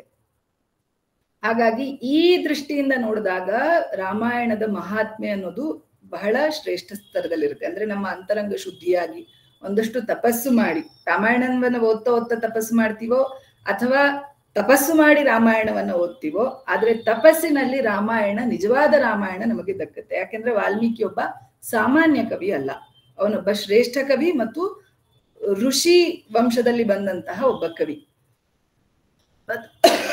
ಇನ್ನೊಂದು ಅಂಶವನ್ನ ನಾವು ನೋಡ್ಬೇಕು. ನಾವು ರಾಮನನ್ನ ಮನುಷ್ಯ ಅಂತ ಹೇಳ್ತೀವಿ. ಹೌದು, ರಾಮ ಮಾನವ ಅವತಾರವೇ, ಅದರಲ್ಲಿ ಅದು ಎಲ್ಲ ಕಾವ್ಯಗಳಲ್ಲೂ ಕೂಡ ಹೇಳಲ್ಪಟ್ಟಿದೆ. ಆದ್ರೆ ರಾಮ ಅಥವಾ ಸೀತೆ ಎಲ್ಲರಂತೆ ಜನಿಸಿದವರಲ್ಲ. ಋಷ್ಯಶೃಂಗರೆಂಬಂತಹ ದೊಡ್ಡ ತಪಸ್ವಿಗಳು, ಅವರು ಸಾಮಾನ್ಯ ವ್ಯಾವಹಾರಿಕ ಪ್ರಪಂಚವನ್ನ ನೋಡೇ ಇರ್ಲಿಲ್ಲ ಅಲ್ಲಿವರೆಗೆ. ಅವ್ರು ಯಾವಾಗ ಅಯೋಧ್ಯೆಗೆ ಬಂದ್ರೋ ಅದಕ್ಕೆ ಮೊದಲು ಋಷ್ಯಶೃಂಗರಿಗೆ ಸಾಮಾನ್ಯ ವ್ಯಾವಹಾರಿಕ ಪ್ರಪಂಚವೇ ಗೊತ್ತಿರ್ಲಿಲ್ಲ. ಅಲ್ಲಿವರೆಗೆ ತಪಸ್ಸು ಅಷ್ಟೇ ಮಾಡಿದಂತಹ ಒಬ್ಬ ಋಷ್ಯಶೃಂಗರು. ಅವರು ಬಂದು ದಶರಥನಿಗಾಗಿ ಪುತ್ರಕಾಮೇಷ್ಟಿ ಯಾಗವನ್ನು ಮಾಡಿಕೊಡ್ತಾರೆ. ಅವರು ಮಾಡಿದಂತಹ ಆ ಮಹಾಯಾಗದ, ಪುತ್ರಕಾಮೇಷ್ಟಿ ಯಾಗದ ತಪಃಫಲವಾಗಿ ಯಜ್ಞ ಪುರುಷ ಪಾಯಸವನ್ನ ತಂದು ಕೊಡ್ತಾರೆ. ನಿಮ್ಗೆಲ್ಲರಿಗೂ ಕಥೆ ಗೊತ್ತಿದೆ. ಆ ಪಾಯಸದ ಅನುಗ್ರಹದಿಂದ ಹುಟ್ಟಿದವರು ಅವರು 4 ಜನ. ಹಾಗಾಗಿ ಅವರೆಲ್ಲರೂ ಕೂಡ ಸಾಮಾನ್ಯ ಮನುಷ್ಯರಲ್ಲ. ಅಂದ್ರೆ ನಮಗನ್ಸುತ್ತೆ ಅವರೆಲ್ಲ ಸಾಮಾನ್ಯರು ಅಂತ. ನಮ್ ಕೈಲಿ ಆ ರೀತಿಯ ವ್ಯವಹಾರ ಮಾಡ್ಲಿಕ್ಕೆ ಆಗೋದಿಲ್ಲ. ಯಾರಿಗೂ ರಾಮನಂತೆ ವ್ಯವಹಾರ ಮಾಡ್ಲಿಕ್ಕೆ ಆಗೋದಿಲ್ಲ, ಯಾರಿಗೂ ಭರತನಂತೆ ತ್ಯಾಗ ಮಾಡ್ಲಿಕ್ಕೆ ಸಾಧ್ಯ ಇಲ್ಲ. ನಾವ್ ಯಾವಾಗ್ಲೂ ತ್ಯಾಗ, ದಾಸ್ಯ ಇದೆಲ್ಲ ಬಂದಾಗ ಹನುಮನನ್ನ ನೋಡ್ತೀವಿ. ಭರತನ ತ್ಯಾಗ, ಭರತನ ಅಪೂರ್ವತೆ, ಲಕ್ಷ್ಮಣನ ತ್ಯಾಗ, ಲಕ್ಷ್ಮಣನ ಅಪೂರ್ವತೆ. ಶತ್ರುಘ್ನನ ಪಾತ್ರ ಅಷ್ಟು ಕಾಣೋದಿಲ್ಲ, ಆದ್ರೂ ಶತ್ರುಘ್ನನನ್ನು ಅವರಾಗಿ 3 ಜನ ಒಳ್ಳೆಯವರಾದ್ರೆ ಅವನು ಕೂಡ ಅದೇ ರೀತಿಯಲ್ಲಿ ಇರ್ತಾನೆ. ಅವನು ಯಾವುದಕ್ಕೆ ಆಸೆ ಪಡದೇ ಇದ್ದವನು. ಹಾಗಾಗಿ ಅಂತಹ ಮಹಾತ್ಮರು ಅವರು ಸಾಮಾನ್ಯವಾಗಿ ಜನಿಸಿದವರಲ್ಲ.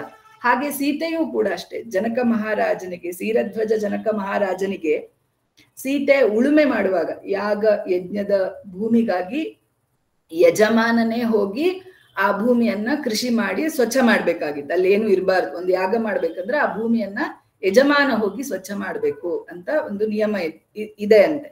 ಹಾಗಾಗಿ ಯಾಗಕ್ಕಾಗಿ ಅವನು ಉಳುಮೆ ಮಾಡ್ತಾ ಇರುವಾಗ ಒಂದು ಪೆಟ್ಟಿಗೆ ತಾಗಿ ಆ ನೇಗಿಲಿನ ತುದಿಗೆ ಸೀತಾ ಅಂತ ಹೇಳ್ತಾರೆ. ಅಲ್ಲಿ ಸಿಕ್ಕವಳು ಸೀತೆ, ಒಂದು ಪೆಟ್ಟಿಗೆಯಲ್ಲೇ ಸಿಕ್ಕವಳು. ಹಾಗಾಗಿ ಅವಳನ್ನ ಭೂನಿಜ, ಅಯೋನಿಜ ಅಂತ ಹೇಳ್ತಾರೆ.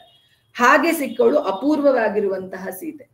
ಹಾಗಾಗಿ ಇವರೆಲ್ಲರೂ ಕೂಡ ಯಾವುದೋ ಒಂದು ಮುಖ್ಯ ಉದ್ದೇಶಕ್ಕಾಗಿ ಸಾಮಾನ್ಯ ಅಲ್ಲದೆ ಈ ಜಗತ್ತಿಗೆ ಬಂದವರು. ಹಾಗಾಗಿ ಅಸಾಮಾನ್ಯವಾದಂತಹ ಜೀವನವನ್ನು ನಡೆಸಿ ಹೋದವರು ಇವರೆಲ್ಲರೂ ಅಂತ ನಾವು ತಿಳ್ಕೊಳ್ಬೇಕು. ಇನ್ನೊಂದು, ನಾನು ಈಗಾಗಲೇ ಹೇಳಿದೆ, ನಾನು ಮೊದಲ ಮೂಲ ರಾಮಾಯಣದ 100 ಶ್ಲೋಕಗಳನ್ನೇ ನೋಡಿದಾಗ ಎಷ್ಟು ಸಲಿ ನಿಯತಾತ್ಮ, ಧರ್ಮಜ್ಞ, ಸತ್ಯಸಂಧ, ಸಮಾಧಿಮಾನ್, ಧರ್ಮಸ್ಯ ಪರಿರಕ್ಷಿತ, ರಕ್ಷಿತಾ ಸ್ವಸ್ಯ ಧರ್ಮಸ್ಯ. ಹೀಗೆ ಬೇಕಾದಷ್ಟು ನಾನೊಂದು ಕೆಲವು ನೋಟ್ ಮಾಡ್ಕೊಂಡಿದ್ದೆ. ಎಲ್ಲ ಕಡೆ ಧರ್ಮ ಧರ್ಮ ಧರ್ಮ ಧರ್ಮ ಅಂತ ಬರ್ತಾ ಇರುತ್ತೆ.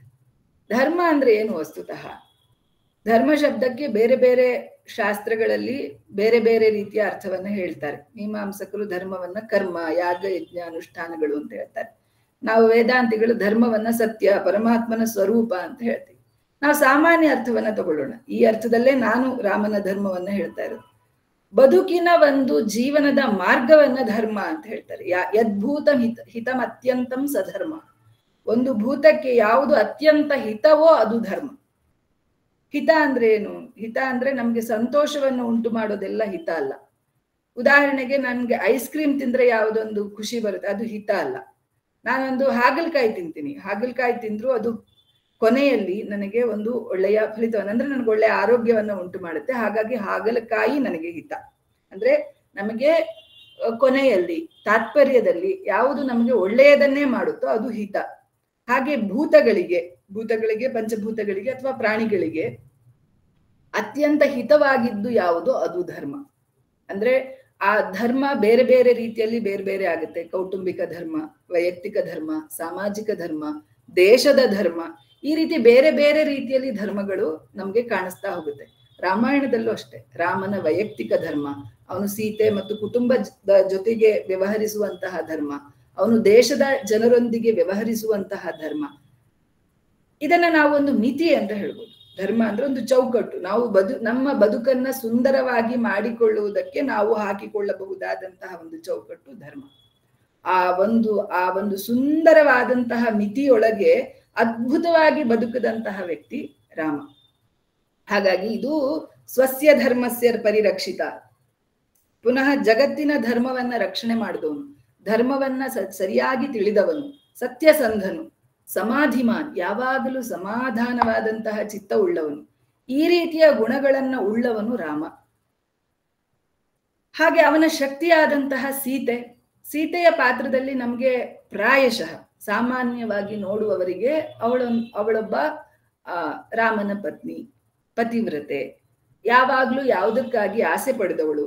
ಯಾವಾಗ ರಾಜ್ಯದಿಂದ ಅವಳನ್ನ 14 ವರ್ಷ ವನವಾಸಕ್ಕೆ ಹೋಗ್ಬೇಕು ಅಂತ ಹೇಳಿದ್ರು, ಅವಳು ಸುಖವಾಗಿ ರಾಮನ ಜೊತೆಗೆ ಹೋಗ್ತೀನಿ, ನನಗೆ ಯಾವುದೇ ಸೌಖ್ಯ ಬೇಡ, ನಾನು ತಂದೆ ಮನೆಗೂ ಹೋಗಲ್ಲ, ಇಲ್ಲೂ ಇರಲ್ಲ, ನಾನು ರಾಮನ ಜೊತೆಗೆ ಕಾಡು ವನವಾಸವಾದ್ರೂ ಸರಿ ನಾನು ಹೋಗ್ತೀನಿ ಅಂತ ಅವಳು ಒಪ್ಕೊಳ್ತಾಳೆ. ಅಂದ್ರೆ ಅವಳ ಒಂದು ವೈರಾಗ್ಯ ನಮ್ಗೆ ಕಾಣಿಸುತ್ತೆ. ಮತ್ತು ಗಂಡನ ಬಗ್ಗೆ ಅತಿಶಯವಾದಂತಹ ಪ್ರೀತಿ, ಪಾತಿವ್ರತ್ಯ ನಮ್ಗೆ ಕಾಣಿಸುತ್ತೆ.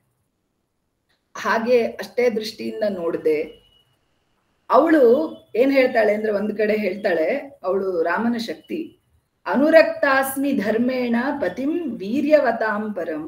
ಅವಳ ಗಂಡ ಅತ್ಯಂತ ಶ್ರೇಷ್ಠ ಧರ್ಮ ವಿಗ್ರಹ ಅವನಲ್ಲಿ ನಾನು ಹೀಗೆ ಅನುರಕ್ತಳಾಗಿದ್ದೀನಿ, ಧರ್ಮೇಣ ಅನುರಕ್ತಾಸ್ಮಿ. ಇಲ್ಲಿ ಧರ್ಮ ಅಂತ ಹೇಳಿದ್ರೆ ಸಾಮಾನ್ಯ ಧರ್ಮ ಅಲ್ಲ, ಸ್ವಭಾವ ಧರ್ಮ. ಅಂದ್ರೆ ಯಾವುದೇ ಒಂದು ಉದ್ದೇಶದಿಂದ ನಾನು ಅವನನ್ನ ಪ್ರೀತಿಸ್ತಿಲ್ಲ. ಅಂದ್ರೆ ನಾನು ಅವನಿಗೆ ರಾಜ್ಯ ಇದೆ, ಅವನೊಬ್ಬ ಒಳ್ಳೆಯವನು, ಅವನು ವೀರ, ಅನೇಕ ರಾಕ್ಷಸರನ್ನ ಸಂಹಾರ ಮಾಡಿದ್ದಾನೆ ಇತ್ಯಾದಿಗಳಿಂದ ಅಲ್ಲ. ಆದ್ರೆ ನಾನು ಧರ್ಮೇಣ ಅಂದ್ರೆ ಸ್ವಭಾವೇನ ಅವನಲ್ಲಿ ನಾನು ಅನುರಕ್ತಳಾಗಿದ್ದಾನೆ. ಎಲ್ಲಿ ರಾಮನು ಅಲ್ಲಿ ಸೀತೆ. ಅವಳು ವನವಾಸಕ್ಕೆ ಹೋದಾಗ್ಲೂ, ಸೀತೆಯನ್ನ ರಾಮ ಪರಿತ್ಯಾಗ ಮಾಡಿದಾಗ್ಲೂ ಅವಳು ತನ್ನ ಪೂರ್ಣ ಶರೀರ, ಮನಸ್ಸು, ವಾಕಿನಿಂದ ರಾಮನನ್ನ ಬಿಟ್ಟಿರ್ಲೇ ಇಲ್ಲ. ನಾವು ಬೈತೀವಿ ರಾಮ ಸೀತೆಯನ್ನ ಬಿಟ್ಟ, ರಾಮ ಸೀತೆಯನ್ನ ಬಿಟ್ಟ. ಅವಳು ಯಾವತ್ತು ತನ್ನನ್ನ ಬಿಟ್ಟಿದ್ದಾನೆ ಅನ್ನುವಂತಹ ಒಂದು ಆ ದುಃಖ, ವಿರಹ ಎಲ್ಲ ಇದ್ದೇ ಇರುತ್ತೆ. ಆದ್ರೆ ಆ ದುಃಖ ಅವನನ್ನ ಶಪಿಸುವಂಥದ್ದು, ಅವನನ್ನ ಅವಗುಣಗಳಿಂದ ಏನನ್ನೋ ಹೇಳುವಂಥದ್ದು ಇಲ್ಲ. ಅವರಿಬ್ರು ಶರೀರದಿಂದ ಬೇರೆ ಬೇರೆ ಇದ್ರು, ಆದ್ರೆ ಅವರಿಬ್ರು ಆಗ್ಲೂ ಒಂದೇ ಆಗಿದ್ರು. ಹಾಗಾಗಿ ಧರ್ಮೇಣ ಸ್ವಭಾವತಃ, ಸ್ವಭಾವದಿಂದ ಅವನಲ್ಲಿ ಒಂದಾಗಿದ್ದಂತಹ ಶಕ್ತಿ ಅವಳು. ಸೀತೆ, ರಾಮ ಎರಡು ಬೇರೆ ಬೇರೆ ಶಕ್ತಿ ಅಲ್ಲ. ಹಾಗಾಗಿ ಆ ಸೀತಾ ಪಾತ್ರವನ್ನ ನಾವು ಇಂದಿನ ಕಾಲಘಟ್ಟದಲ್ಲಿ ಈಗ ನೋಡಿದಾಗ ಏನನ್ಸುತ್ತೆ, ಅವಳೊಬ್ಬ ದುರ್ಬಲ ಪಾತ್ರವೇನು. ಯಾಕೆಂದ್ರೆ ಸ್ತ್ರೀ ಅಂದ್ರೆ ಪುರುಷನಿಗೆ ಸಮಾನವಾಗಿರ್ಬೇಕು. ಸ್ತ್ರೀ ಅಂತ ಹೇಳಿದ್ರೆ ಎಲ್ಲಾದ್ರಲ್ಲೂ ಅವಳು ಮೇಲಿರ್ಬೇಕು, ಅವಳು ಓದಿರ್ತಾಳೆ, ಅವಳಿಗೆ ಎಜುಕೇಶನ್ ಇರುತ್ತೆ. ನಮ್ಮ ದೃಷ್ಟಿ ಹೀಗಿರುತ್ತೆ, ಅವಳ ದೃಷ್ಟಿ ಹಾಗಿಲ್ಲ. ಅವಳೇನ್ ಹೇಳ್ತಾಳೆ ಅಂದ್ರೆ, ನಾನು ರಾಮನಿಗಿಂತ ಬೇರೆ ಆಗಿಯೇ ಇಲ್ಲ. ರಾಮನ ಅಸ್ತಿತ್ವ ಏನಿದೆ ಆ ಅಸ್ತಿತ್ವಕ್ಕಿಂತ ಭಿನ್ನವಾದಂತಹ ಅಸ್ತಿತ್ವವೇ ಸೀತೆಗಿಲ್ಲ. ಅಷ್ಟು ಅನುರಕ್ತಳಾಗಿರುವಂತಹ ಒಂದು ಪಾತ್ರ ಮತ್ತು ಅಗ್ನಿಯಂತಹ ಪಾತ್ರ. ಅವಳೊಂದು ಶಕ್ತಿ, ಅಗ್ನಿ ಅವಳು. ಅವಳಿಗೆ ಹೊರಗಡೆಯ ಇನ್ಯಾವುದೇ ಒಂದು ಶಕ್ತಿ ಅವಳ ಹತ್ರ ಬರುತ್ತೆ ಅಥವಾ ಅವಳಿಗೆ ಏನೋ ಒಂದು ತೊಂದರೆ ಆಗುತ್ತೆ ಎಂದಾಗ ಅವಳು ಅಗ್ನಿಯಂತೆ ವರ್ತಿಸಿದಂತಹ ಹೆಣ್ಣು. ಮತ್ತೆ ಅಗ್ನಿಯ ಪ್ರವೇಶ ಮಾಡಿ ಬರ್ತಾಳು ಅವಳು. ರಾಮನಿಗಾಗಿ ಅಗ್ನಿಯನ್ನೇ ಪ್ರವೇಶ ಮಾಡಿದಂತಹ ಒಂದು ದಿಟ್ಟ ಮಹಿಳೆ ಅವಳು. ಹಾಗಾಗಿ ಸೀತೆ ರಾಮನಿಗಿಂತ ಬೇರೆಯಾದ ಪಾತ್ರವೇ ಅಲ್ಲ ನನ್ನ ದೃಷ್ಟಿಯಲ್ಲಿ. ಅವಳು ರಾಮ ಒಂದೇ. ಹಾಗಾದ್ರೆ ಎಲ್ಲರೂ ಹೇಳ್ತಾರೆ ಸೀತೆಯನ್ನ ರಾಮ ಪರಿತ್ಯಾಗ ಮಾಡ್ದ.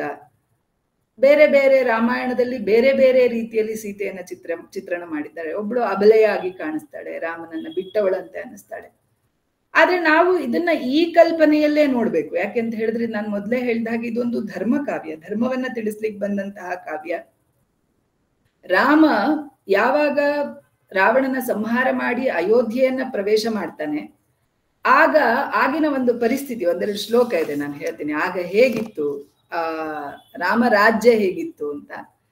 ಒಂದು ರಾಮೋ ರಾಮ ಇತಿ ಪ್ರಜಾನಾಂ ಅಭವನ್ ಕಥಾಹ ರಾಮಭೂತಂ ಜಗದ್ಭೂತ್ ರಾಮೋ ರಾಜ್ಯಂ ಪ್ರಶಾಸತಿ. ಎಲ್ಲ ಕಡೆ ರಾಮ ರಾಮ ರಾಮ, ಎಲ್ಲ ವಸ್ತುಗಳು, ಎಲ್ಲ ಚಿತ್ರಣಗಳು, ಇಡೀ ರಾಮ ರಾಜ್ಯವೇ ರಾಮ ಆಗಿತ್ತು ಅಂತ. ಅಂದ್ರೆ ಎಲ್ಲವೂ ಧರ್ಮವಂತವಾಗಿತ್ತು. ಅಂತಹ ಒಂದು ರಾಮ ರಾಜ್ಯದಲ್ಲಿ ಯಾರೋ ಯಾವುದೋ ಒಂದು ಇರಬಹುದು, ಅವನೊಬ್ಬ ಕ್ಷುದ್ರ ವ್ಯಕ್ತಿ, ಏನೋ ತಿಳಿದೇ ಇದ್ದವನು, ಅಗ್ನಿ ಪ್ರವೇಶ ಲಂಕೆಯಲ್ಲಾಗಿದ್ರಿಂದ ಅವನಿಗೆ ಗೊತ್ತಾಗದೆ ಇದ್ದಿರಬಹುದು. ಅಂತ ಒಬ್ಬ ಕ್ಷುದ್ರ ವ್ಯಕ್ತಿ ಹೇಳಿದ ಮಾತಿಗೆ ರಾಮ ದುಃಖಗೊಂಡು ಅವಳನ್ನ ಬಿಟ್ಟು ಬರ್ಬೇಕಿತ್ತ? ಬಿಟ್ಟು ಬರೋದು ಅನ್ನೋ ಪ್ರಶ್ನೆನೇ ಇಲ್ಲ. ಅವನು ಈ ಜಗತ್ತನ್ನ ಧರ್ಮದಿಂದ ಧರಿಸಬೇಕು ಅಂತ ಅನ್ಕೊಂಡಿದ್ದಾನೆ. ಈ ಜಗತ್ತು ಧರ್ಮದಲ್ಲಿಯೇ ನಿಂತಿದೆ. ಈ ಜಗತ್ತಿನ ಆಧಾರ ಯಾವುದು ಅಂತ ಹೇಳಿದ್ರೆ ಧರ್ಮ. ಈ ಜಗತ್ತು ಹೀಗಿದ್ದಾಗ, ಧರ್ಮದಲ್ಲಿಯೇ ಜಗತ್ತು ನಿಂತಾಗ ಹೇಗಿರುತ್ತೆ ಅಂತ ಹೇಳಿದ್ರೆ, ಅಲ್ಲಿ ಒಂದು ವಾಕ್ಯ ಬರುತ್ತೆ, ನನ್ಗೆ ಇಲ್ಲಿ ಆ ಶ್ಲೋಕ ಇಲ್ಲಿ ನಂಗೆ ಟಕ್ಕಂತ ಸಿಗ್ತಾ ಇಲ್ಲ, ನಾನು ಅದರ ಅರ್ಥ ಹೇಳ್ತೀನಿ. ಏನಂತ ಹೇಳಿದ್ರೆ, ಆ ರಾಮನ ರಾಜ್ಯದಲ್ಲಿ ಎಲ್ಲ ಹೂವುಗಳು ಸುಂದರವಾಗಿ ಅರಳ್ತಾ ಇತ್ತು. ಅಲ್ಲಿ ಯಾವುದೇ ಅತಿವೃಷ್ಟಿ ಇರ್ಲಿಲ್ಲ, ಯಾವುದೇ ಅನಾವೃಷ್ಟಿ ಇರ್ಲಿಲ್ಲ. ಎಲ್ಲಿ ಹೋದ್ರೂ ನದಿಗಳು ತುಂಬಿ ಹರಿಯೋದು, ಪ್ರಕೃತಿ ಎಲ್ಲ ಸುಂದರವಾಗಿರೋದು. ಇದು ರಾಮರಾಜ್ಯದ ಕಲ್ಪನೆ. ಎಲ್ಲಿ ಧರ್ಮ ಚೆನ್ನಾಗಿರುತ್ತೋ, ಎಲ್ಲಿ ಯಾಗ ಯಜ್ಞಗಳು ಸರಿಯಾದ ರೀತಿಯಲ್ಲಿ ನಡೀತಾ ಇರುತ್ತೋ, ಅಲ್ಲಿ ಯಾವುದೇ ಈ ರೀತಿಯ ಅತಿವೃಷ್ಟಿ ಅನಾವೃಷ್ಟಿ ಯಾವುದೇ ಪ್ರಕೃತಿ ವಿಕೋಪವೇ ಇರೋದಿಲ್ಲ. ಎಲ್ಲೇ ರಾಜ್ಯದಲ್ಲಿ ಒಂದು ದುಃಖ, ದುಮ್ಮಾನ, ಒಂದು ಅವಮಾನ, ಇದು ಯಾವುದೂ ಇರೋದಿಲ್ಲ. ಅಂತಹ ಒಂದು ರಾಜ್ಯದಲ್ಲಿ ಒಂದು ಚಿಕ್ಕದಾದಂತಹ ಮಾತು ಬಂದಾಗ ರಾಮನಿಗೆ ಅನ್ಸುತ್ತೆ ನಾವಿಬ್ಬರು ಬೇರೆ ಆಗ್ಬೇಕು ಅಂತ. ಅವಳನ್ನ ತಳ್ಳಬೇಕು ಅಂತಲ್ಲ, ನಾವಿಬ್ರು ಬೇರೆ ಆಗ್ಬೇಕು. ಅವಳು ನನ್ನ ಅಗಸ ಹೇಳುವಂತಹ ಮಾತು ಸ್ವಲ್ಪ ಕಟುವಾಗಿಯೇ ಕಾಣಿಸುತ್ತಲ್ಲಿ, ಆದ್ರೆ ಆ ಕಟು ಮಾತಿಗಾಗಿ ಅವನು ಬಿಟ್ಟಿದ್ದಲ್ಲ. ಅವನು ಧರ್ಮವನ್ನ, ಈಗ ನಮ್ಮ ರಾಜನೇ, ನಮ್ಮನ್ನ ಚೆನ್ನಾಗಿ ಪರಿಪಾಲನೆ ಮಾಡುವಂತಹ ರಾಜನೇ ಎಷ್ಟು ಸಮೃದ್ಧಿಯನ್ನ ಧರ್ಮದಿಂದ ಸೃಷ್ಟಿಸಿದಾಗ, ನಾಳೆ ನಮ್ಮದೇನಾದ್ರೂ ಹೀಗಾದಾಗ ರಾಮ ಕ್ಷಮಿಸಬಹುದೇನೋ, ಈ ತರನೂ ಚಿಕ್ಕ ಮಾತು ಬರಬಾರ್ದು. ಪೂರ್ಣ ಧರ್ಮ ಇರ್ಬೇಕು, ಜಗತ್ತು ಸಮೃದ್ಧವಾಗಿರ್ಬೇಕು, ಎಲ್ಲರೂ ಸಂತೋಷವಾಗಿರ್ಬೇಕು, ಧರ್ಮವನ್ನ ಆಶ್ರಯಿಸಿಯೇ ಎಲ್ಲರೂ ಬದುಕಬೇಕು ಅಂತ ರಾಮ ನೋಡಿದಾಗ ಅವಳು ನನ್ನಿಂದ ದೂರ ಇರ್ಲಿ. ಎಲ್ಲಿ ಬಿಟ್ಟ ಅವನು? ಹಾಗ್ಬಿಟ್ಟಾಗ್ಲೂ ಲಕ್ಷ್ಮಣನಿಗೆ ಹೇಳಿ ವಾಲ್ಮೀಕಿ ಆಶ್ರಮದಲ್ಲೇ ಬಿಡ್ತಾನೆ. ಎಲ್ಲೋ ಕಾಡಲ್ಲಿ ಕಣ್ಕಟ್ಟಿ, ಇವೆಲ್ಲ ಸುಳ್ಳು ಕಥೆಗಳು. ವಾಲ್ಮೀಕಿ ರಾಮಾಯಣದಲ್ಲಿ ವಾಲ್ಮೀಕಿ ಆಶ್ರಮದಲ್ಲಿ ಅವಳು ಇರ್ತಾಳೆ. ಹಾಗಾಗಿ ಅವಳು ತುಂಬಾ ರಕ್ಷಿತವಾಗಿಯೇ ಇದ್ದಾಳೆ. ವಾಲ್ಮೀಕಿ ಶ್ರೇಷ್ಠ ಮುನಿಗಳು ಅವರ ಆಶ್ರಮದಲ್ಲಿ ಸುಖವಾಗಿ ಅಂತಂದ್ರೆ, ಆಶ್ರಮದಲ್ಲಿ ಅವಳ ಆಶ್ರಮವನ್ನ ಇಷ್ಟಪಟ್ಟಿರ್ತಾಳೆ. ಅವಳು ವನವಾಸ ಕಾಲದಲ್ಲಿಯೂ ನಾನು ಯಾವಾಗ್ಲೂ ಅರಣ್ಯದಲ್ಲಿಯೇ ಇರ್ಬೇಕು ಅನ್ನೋದನ್ನ ಆಸೆ ಪಟ್ಟಿರ್ತಾಳೆ. ಹಾಗಾಗಿ ಅವಳ ಆಸೆಯಂತೆಯೇ ಅವನು ವಾಲ್ಮೀಕಿ ಆಶ್ರಮದಲ್ಲಿ ಅವಳನ್ನ ಬಿಟ್ಟಿರ್ತಾನೆ. ಹಾಗಾಗಿ ಎರಡು ದೇಹಗಳು ದೂರ ದೂರದಲ್ಲಿ ವಾಸವಾಗಿತ್ತೆ ವಿನಃ ರಾಮ ಅವನನ್ನ ತಳ್ಳಿರ್ಲಿಲ್ಲ. ಒಂದು ವೇಳೆ ಅವನಿಗೇನಾದ್ರೂ ರಾಮ ಹೇಳಿದ್ದಿದ್ರೆ, ನೀನ್ ಇಲ್ಲೇ ಎಲ್ಲಾದ್ರೂ ಅಯೋಧ್ಯೆಯಲ್ಲೇ ಮೂಲೆ ಎಲ್ಲಾದ್ರೂ ವಾಸ ಮಾಡ್ಕೊಂಡಿದ್ರು, ಅವಳು ಸಂತೋಷವಾಗಿ ವಾಸದಲ್ಲಿ ಇರ್ತಿದ್ಲು. ಯಾಕೆಂದ್ರೆ ಅವಳು ರಾಮನಿಗೆ ಅಂತ ಬೇರೆ ಅಲ್ವೇ ಅಲ್ಲ. ನಮ್ಮ ಕಲ್ಪನೆ ಬೇರೆ ಬೇರೆ ರಾಮಾಯಣದಲ್ಲಿ ಬರೆದಿರುವಂತಹ ಚಿತ್ರಣಗಳು ಹಾಗಿದೆ. ರಾಮ ಅವಳನ್ನ ವಿಯೋಗ ಮಾಡ್ದ, ರಾಮ ಅವಳನ್ನ ದೂರ ತಳ್ಳಿದ, ಇಲ್ಲ. ಇದರಲ್ಲಿ ಅವನು ಸೀತೆಗೆ ಪೂರ್ವಭಾವಿಯಾಗಿ ಹೇಳಿರ್ಲಿಲ್ಲ. ಅವಳು ಗರ್ಭಿಣಿಯಾಗಿದ್ರು ಕೂಡ ಒಂದ್ ಮಾತು ಹೇಳಿ ನೀನ್ ಇಲ್ಲಿ ಬಿಡ್ತೀನಿ ಅಂತ ಹೇಳಿ ಅವಳ ಒಪ್ಪಿಗೆಯನ್ನ ತಗೊಂಡು ಬಿಡಬಹುದಾಗಿತ್ತು ಅಂತ ನಮ್ಮಂತಹ ಸಾಮಾನ್ಯ ಮನುಷ್ಯರಿಗೆ ಅನ್ನಿಸ್ಬಹುದು. ಆದ್ರೆ ಅವರಿಬ್ಬರ ಅಂತರಂಗ ಅಷ್ಟು ದೃಢವಾಗಿತ್ತು, ಅವರಿಬ್ರು ಅಷ್ಟು ಒಂದಾಗಿದ್ರು. ಅವನಿಗೆ ಅನ್ನಿಸ್ತೋಳು ವಾಲ್ಮೀಕಿ ಆಶ್ರಮದಲ್ಲಿ ಚೆನ್ನಾಗಿರ್ತಾಳೆ, ನನ್ನಿಂದ ದೂರ ಇರ್ತಾಳೆ. ಹಾಗಾಗಿ ಈ ಒಂದು ಪ್ರಕರಣವನ್ನ ಈ ರೀತಿಯಲ್ಲಿ ನಾವು ಅರ್ಥ ಮಾಡ್ಕೊಳ್ಬೇಕು ಅಂತ ನನಗನ್ಸುತ್ತೆ. ಅವನು ಹನುಮ ಇದರಲ್ಲಿ ಸುಂದರಕಾಂಡದಲ್ಲಿ ಒಂದು ಮಾತು ಹೇಳ್ತಾನೆ, ರಾಘವೋರ್ಹತಿ ವೈದೇಹಿ ತಂಚೇಯಂ ಅಸಿತೇಕ್ಷಣ ಅಂತ. ರಾಘವ ಅರ್ಹತಿ ಅಂದ್ರೆ ರಾಘವನಿಗೆ ಇಂತಹ ಹೆಂಡತಿ ಸಿಕ್ಕಿರೋದು ಒಂದು ಅವನ ಅರ್ಹತೆ, ಅವನ ಯೋಗ್ಯತೆ. ಹಾಗೆ ಸೀತೆಗೆ ರಾಮ ಸಿಕ್ಕಿರೋದು ಕೂಡ ಅವಳ ಒಂದು ಯೋಗ್ಯತೆ ಅಂತ. ಅಂದ್ರೆ ಅತ್ಯಂತ ಯೋಗ್ಯತೆಯಿಂದ ದಂಪತಿಗಳಾಗಿದ್ದಾರೆ ಅವರಿಬ್ಬರ ಒಂದು ದಾಂಪತ್ಯದಲ್ಲಿ ಎರಡು ಜಾತಕ ಸೇರ್ತು ಹಾಗೆ ಮದುವೆ ಆದವರಲ್ಲ, ಒಂದು ಆದರ್ಶ ಜೀವನವನ್ನ ನಡೆಸಿದಂತ, ಹೇಗೆ ನಾವೀಗೆಲ್ಲ ರಾಮಕೃಷ್ಣ ಪರಮಹಂಸರನ್ನ ಶ್ರೀಮಾತೆಯವರನ್ನೆಲ್ಲ ನೋಡ್ತೀವಿ ಸಾಮಾನ್ಯ ಈಗಿನ ಕಾಲದಲ್ಲಿ, ಆ ತರದಲ್ಲಿ ಒಂದು ಆದರ್ಶ ದಂಪತಿಗಳು ಅವರಿಬ್ರು ಒಂದಾಗಿದ್ದು ಒಂದು ಧರ್ಮಕ್ಕಾಗಿ, ಸ್ವಭಾವತಃ ಧರ್ಮದಲ್ಲಿ ಅನುರಾಗಿಗಳಾಗಿದ್ರು ಇಬ್ರು ದೂರವಾಗಿದ್ದು ಕೂಡ ಒಂದು ಧರ್ಮದ ರಕ್ಷಣೆಗಾಗಿ. ಹಾಗಾಗಿ ಅಲ್ಲಿ ಕಥೆಯಲ್ಲಿ ಧರ್ಮ ಮುಖ್ಯವಾಗುತ್ತೆ ಹೊರತು ಪಾತ್ರದ ವಿಯೋಗಗಳು ಮುಖ್ಯ ಆಗೋದಿಲ್ಲ ಅನ್ನುವಂಥದ್ದು. ಆಮೇಲೆ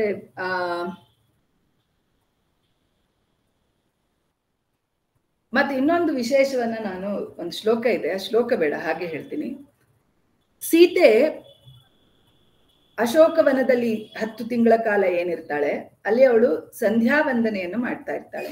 ಸಂಧ್ಯಾ ವಂದನೆ ಅಂತ ಹೇಳಿದ್ರೆ ಅವಳು ಉಪನಯನ ವಿಧಿತವಾಗಿರುವಂತಹ ಸಂಧ್ಯಾ ವಂದನೆ ಅಂತ ಅರ್ಥ ಅಲ್ಲ, ಸಂಧ್ಯಾ ವಂದನೆ ಅಂತ ಅಷ್ಟೇ ಇದೆ. ಅಂದ್ರೆ ಯಾವ್ದಾದ್ರು ಅವಳು ನಿತ್ಯ ಕಾಲದಲ್ಲಿ ಓದ್ತಾ ಇರುವಂತಹ ಪಠನೆ ಅಥವಾ ಮಂತ್ರಗಳ ಪಠನೆ, ಸಂಧ್ಯಾ ಕಾಲದ ಯಾವುದೋ ಒಂದು ರೀತಿಯ ವಂದನೆ, ತ್ರಿಕಾಲದಲ್ಲಿಯೂ ಅವಳು ಏನೋ ಒಂದು ಧರ್ಮವನ್ನ ಆಚರಣೆ ಮಾಡ್ತಾ ಇದ್ಳು. ಅವಳು ಅಲ್ಲಿದ್ರು ದುಃಖ ಪಡ್ತಾ ಇದ್ರು. ನಾವು ನೋಡ್ತೀವಿ ಅವಳು ರಾವಣನಿಂದ ಎಷ್ಟು ತೊಂದರೆಗೊಳಪಟ್ಟಿದ್ಲು, ಅವಳು ಅಲ್ಲಿರುವಂತಹ ರಾಕ್ಷಸರಿಂದ ಎಷ್ಟು ತೊಂದರೆಗೊಳಪಟ್ಟಿದ್ಲು. ರಾವಣ ಹೋಗಿ ಹೋಗಿ ಅವಳಿಗೆ ಎಷ್ಟು ತೊಂದರೆಯನ್ನ ಮಾಡ್ತಾ ಇದ್ದ, ಎಷ್ಟು ಪರುಷ ವಾಕ್ಯಗಳನ್ನ ಅವಳಿಗೆ ನುಡಿತಾ ಇದ್ದ ಅನ್ನೋದನ್ನ ನಾವು ರಾಮಾಯಣ ಓದಿದಾಗ ಗೊತ್ತಾಗುತ್ತೆ, ಸುಂದರಕಾಂಡವನ್ನ. ಅಂತಹ ಸ್ಥಿತಿಯಲ್ಲಿ ಅವಳು ಸಂಧ್ಯಾ ವಂದನೆಯನ್ನು ಬಿಟ್ಟಿರ್ಲಿಲ್ಲ. ಅಂದ್ರೆ 3 ಕಾಲದಲ್ಲಿ ಅವಳು ಮಾಡಬೇಕಾದಂತಹ ಧರ್ಮವನ್ನ ಬಿಟ್ಟಿರ್ಲಿಲ್ಲ. ಅವಳು ನಮಗೆ ರಾಮನಷ್ಟೇ ಧರ್ಮದ ಸ್ವರೂಪವಾಗಿ ನಮಗೆ ಕಾಣಿಸ್ಬೇಕು. ರಾಮನಿಗೆ ಅಭಿನ್ನವಾಗಿ, ಅಭಿನ್ನ ಅಂತ ಹೇಳೋದಕ್ಕಾಗಲ್ಲ, ರಾಮನಿಗಿಂತ ಅನನ್ಯವಾಗಿ, ರಾಮನ ಅಸ್ತಿತ್ವಕ್ಕಿಂತ ಹೊರತಾದಂತಹ ಸತ್ವ ಸೀತೆಗಿಲ್ಲ ಅನ್ನುವಂತಹ ರೀತಿಯಲ್ಲಿ ಕಾಣಿಸಬೇಕು. ಇನ್ನೊಂದಷ್ಟು ಘಟನೆಗಳು ಅಯೋಧ್ಯ ಕಾಂಡದಲ್ಲಿ ನಮಗ್ ಕಾಣಿಸುತ್ತೆ. ಏನಂತ ಹೇಳಿದ್ರೆ ರಾವಣನನ್ನ ಸಾಯಿಸ್ಬೇಕಾಗಿರುತ್ತೆ. ರಾಮನ ಕಾರುಣ್ಯ, ಅತ್ಯಂತ ಕಾರುಣ್ಯ, ಅವನಿಗೆ ರಾವಣನನ್ನ ಸಾಯಿಸ್ಲೇಬೇಕಂದ್ರೆ, ಯಾಕೆಂತ ಹೇಳಿದ್ರೆ ಅವನ ಅಧರ್ಮಿ, ಹಾಗಾಗಿ ಅವನನ್ನ ಸಾಯಿಸ್ಬೇಕು. ಆದ್ರೆ ಅವನ ಜೊತೆಗಾರರನ್ನೆಲ್ಲ ಸಾಯಿಸ್ಬೇಕಲ್ಲ. ಅವರ ಜೊತೆಗಾರರನ್ನೆಲ್ಲ ಹೇಗೆ ಸಾಯಿಸೋದು? ನೀವು ರಾಮಾಯಣದ ಮಹಾಭಾರತ ಭಗವದ್ಗೀತೆಯನ್ನ ನೋಡಿದಾಗ ಇದಕ್ಕೆ ಸ್ವಲ್ಪ ಬೇರೆಯಾದ ಅಂಶ ಕಾಣಿಸುತ್ತೆ. ಅಲ್ಲ, ರಾಮ ಅವರನ್ನ ಸಾಯಿಸೋದಕ್ಕೆಲ್ಲ ಬೇಜಾರು ಮಾಡ್ಕೊಂಡ ಅಂತ ಅರ್ಥ ಅಲ್ಲ. ಆದ್ರೂ ಅಂತರಂಗದಲ್ಲಿ ಒಂದು ಜ್ವರ ಅವನಿಗೆ. ಯಾವಾಗ ವಿಭೀಷಣನಿಗೆ ಪಟ್ಟಾಭಿಷೇಕವನ್ನ ಮಾಡ್ತಾನೋ ಆಗ ಅವನು ವಿಗತ ಜ್ವರನಾದ ಅಂತ ಹೇಳೊಂದು ಮಾತು ಬರುತ್ತೆ. ಅಂದ್ರೆ ಅವನು ಯುದ್ಧದಲ್ಲಿ ವೀರ, ಕ್ಷತ್ರಿಯ, ಶತ್ರುಗಳನ್ನ ಸಂಹಾರ ಮಾಡ್ಬೇಕು, ಅಧರ್ಮದ ನಾಶ ಮಾಡ್ಬೇಕು, ಇದೆಲ್ಲವೂ ಇದೆ. ಆದ್ರೆ ಎಲ್ಲರನ್ನ, ಅವನ ಮಕ್ಕಳನ್ನ, ಚಿಕ್ಕವರನ್ನ, ಬೇರೆಯವರನ್ನ, ಅಲ್ಲಿ ನೀತಿವಂತರು ಇದ್ದಿರಬಹುದು, ಅವರನ್ನ ಸಾಯಿಸ್ಬೇಕಲ್ಲ ಅನ್ನುವಂತಹ ದುಃಖ, ಆ ದುಃಖವೂ ಅವನಲ್ಲಿ ಇತ್ತು. ಹಾಗಾಗಿ ಒಂದು ಅಂತರಂಗದಲ್ಲಿ ಅವನಿಗೆ ಹೊಟ್ಟೆಯಲ್ಲಿ ಒಂದು ಜ್ವರ ಬಂದಾಗ ಆಗಿತ್ತು. ಯಾವಾಗ ಅವನು ಅದೆಲ್ಲವನ್ನ ಸರಿ ಮಾಡಿ ವಿಭೀಷಣನಿಗೆ ಪಟ್ಟ ಕಟ್ತಾನೋ ಆಗ ಅವನು ವಿಗತ ಜ್ವರನಾದ ಅಂತ. ಯಾರೇ ಆಗಿರ್ಲಿ ಧರ್ಮವನ್ನ ರಕ್ಷಣೆ ಮಾಡುವಾಗ ಒಂದು ಪರುಷ ನುಡಿಯನ್ನ, ಪರುಷವಾದಂತಹ ಒಂದು ಹೊರಗಡೆಯ ಮುಖವನ್ನ ತೋರಿಸ್ಬೇಕಾಗತ್ತೆ. ವಜ್ರಾದಪಿ ಕಠೋರಾಣಿ ಮೃದೂನಿ ಕುಸುಮಾದಪಿ. ಆದ್ರೆ ಒಳಗಡೆ ಅಂತರಂಗದಲ್ಲಿ ಒಂದು ಜ್ವರ ಬಂದಂತಹ ಸ್ಥಿತಿ ಇರುತ್ತಲ್ಲ, ಅದು ಒಳ್ಳೆಯವರ ಲಕ್ಷಣ. ಅದು ನಾವು ಯಾವುದೇ ಒಂದು ಕಠಿಣ ನಿರ್ಧಾರವನ್ನ ತಗೊಂಡ್ರು ಅಯ್ಯೋ ಅದರಿಂದ ಬೇರೆಯವ್ರಿಗೆ ತೊಂದರೆ ತಗೊಳ್ಬೇಕು, ಅದು ಧರ್ಮ. ಆದ್ರೆ ಅದರಿಂದ ಅವನ ಒಂದು ಕಾರುಣ್ಯದ ಒಂದು ಇದು ಅವನಲ್ಲಿ ಕಾಣಿಸುತ್ತೆ. ಮತ್ತೆ ಅವನು ಯಾವಾಗ್ಲೂ ಅವನ ರಾಜ್ಯದಲ್ಲಿ ಒಂದು ವಿಶೇಷವಾದಂತಹ ಅಂಶ ಏನಂತ ಹೇಳಿದ್ರೆ, ರಾಮ ರಾಜನಾಗಬೇಕು ಅಂತ ಹೇಳಿದ್ರೆ ಯಾರಿಗೆ ತೊಂದರೆ ಇಲ್ಲ. ಅದೇ ಮಹಾಭಾರತದ ಕಾಲದಲ್ಲಾದ್ರೆ ಎಲ್ಲರೂ ನಮಗೆ ರಾಜ್ಯ ಬೇಕು ಅಂತ ಹುಡ್ಕೊಂಡಿದ್ದಾರೆ. ಆದ್ರೆ ರಾಮನ ಕಾಲದಲ್ಲಿ ಧರ್ಮ ಚೆನ್ನಾಗಿ ಇತ್ತು. ಹಾಗಾಗಿ ಭರತನಾಗ್ಲಿ ಲಕ್ಷ್ಮಣನಾಗ್ಲಿ ಬೇರೆ ಬೇರೆ ರೀತಿಯಲ್ಲಿ, ಭರತನ ಒಂದು ರಾಮನ ಬಗ್ಗೆ ಇರುವಂತಹ ಭಾವ ಬೇರೆ, ಅವನಿಗೆ ರಾಮನನ್ನು ಬಿಟ್ಟು ಬೇರೆ ಏನು ಇಲ್ಲ. ಲಕ್ಷ್ಮಣ ಪೂರ್ಣ ದಾಸ, ರಾಮ ಹೇಳಿದ್ದು ಆಯ್ತು, ರಾಮ ಹೇಳಿದ್ರೆ ಮುಗೀತು. ಅವನು ಯಾವಾಗ್ಲೂ ಹೇಳ್ತಾನೆ, ನೀನೇ ನನಗೆ ದಶರಥ, ನೀನೇ ನನಗೆ ಸುಮಿತ್ರೆ, ನಿನ್ನನ್ನು ಬಿಟ್ಟು ನನಗೆ ತಂದೆ ತಾಯಿಯೂ ಇಲ್ಲ ಅಂತ ಹೇಳುವಂತಹ ಒಂದು ಮನೋಭಾವ ಲಕ್ಷ್ಮಣಂದು. ಎಲ್ಲರೂ ಕೂಡ ರಾಮನಿಗೆ ಮನಸ್ಫೂರ್ತಿಯಾಗಿ ರಾಜ್ಯವನ್ನು ಬಿಟ್ಕೊಡ್ತಾರೆ. ನಿಮಗೆ ಸ್ವಲ್ಪ ನೀವು ಸರ್ಟಿಫಿಕೇಟ್ ಕೋರ್ಸ್ ಓದಿರೋದ್ರಿಂದ ಕಥೆ ನಿಮಗೆ ಗೊತ್ತಿರುತ್ತೆ. ಕೈಕೇಯಿಯನ್ನ ದಶರಥ ಮದುವೆಯಾಗುವಾಗ ಕೈಕೇಯಿಯ ಅಂದ್ರೆ ಅವನಿಗೆ ಮಕ್ಕಳಾಗ್ತಾ ಇಲ್ಲದೆ ಇರೋದ್ರಿಂದ ಕೈಕೇಯಿಯ ಮಗನನ್ನೇ ನಾನು ರಾಜನನ್ನಾಗಿ ಮಾಡ್ತೀನಿ ಅಂತ ಹೇಳಿ ಅವಳನ್ನ ಮದುವೆ ಮಾಡ್ಕೊಂಡು ಬಂದಿರ್ತಾನೆ. ಇದನ್ನೇ ಮಂಥರೆ ಆಮೇಲೆ ನೆನಪು ಮಾಡೋದು. ಹಾಗಾಗಿ ಕೈಕೇಯಿಯ ಮಗ ವಸ್ತುತಃ ಮಾತು ಕೊಟ್ಟ ಹಾಗೆ ಆಗ್ಬೇಕು. ಆದ್ರೆ ಕೌಸಲ್ಯಗೆ ಮಗ ಮೊದಲಾಗಿ ಹುಟ್ಟುತ್ತಾನೆ. ಕೌಸಲ್ಯಗೆ ಮಗ ಮೊದಲಾಗಿ ಹುಟ್ಟುತ್ತಾನೆ. ಅವನು ಜ್ಯೇಷ್ಠ ಪುತ್ರ. ಆದ್ರೆ ಅದೇ ಎಷ್ಟು ಜ್ಯೇಷ್ಠ ಪುತ್ರ ಅಂದ್ರೆ ಎಲ್ಲರೂ ಏನು ಅಲ್ಲಲ್ಲೇ 1-2 ದಿನ ಅಥವಾ 1 ಗಂಟೆಗಳಲ್ಲಿ ವ್ಯತ್ಯಾಸವಾಗಿ ಆ 4 ಮಕ್ಕಳು ಹುಟ್ಟಿರ್ತಾರೆ.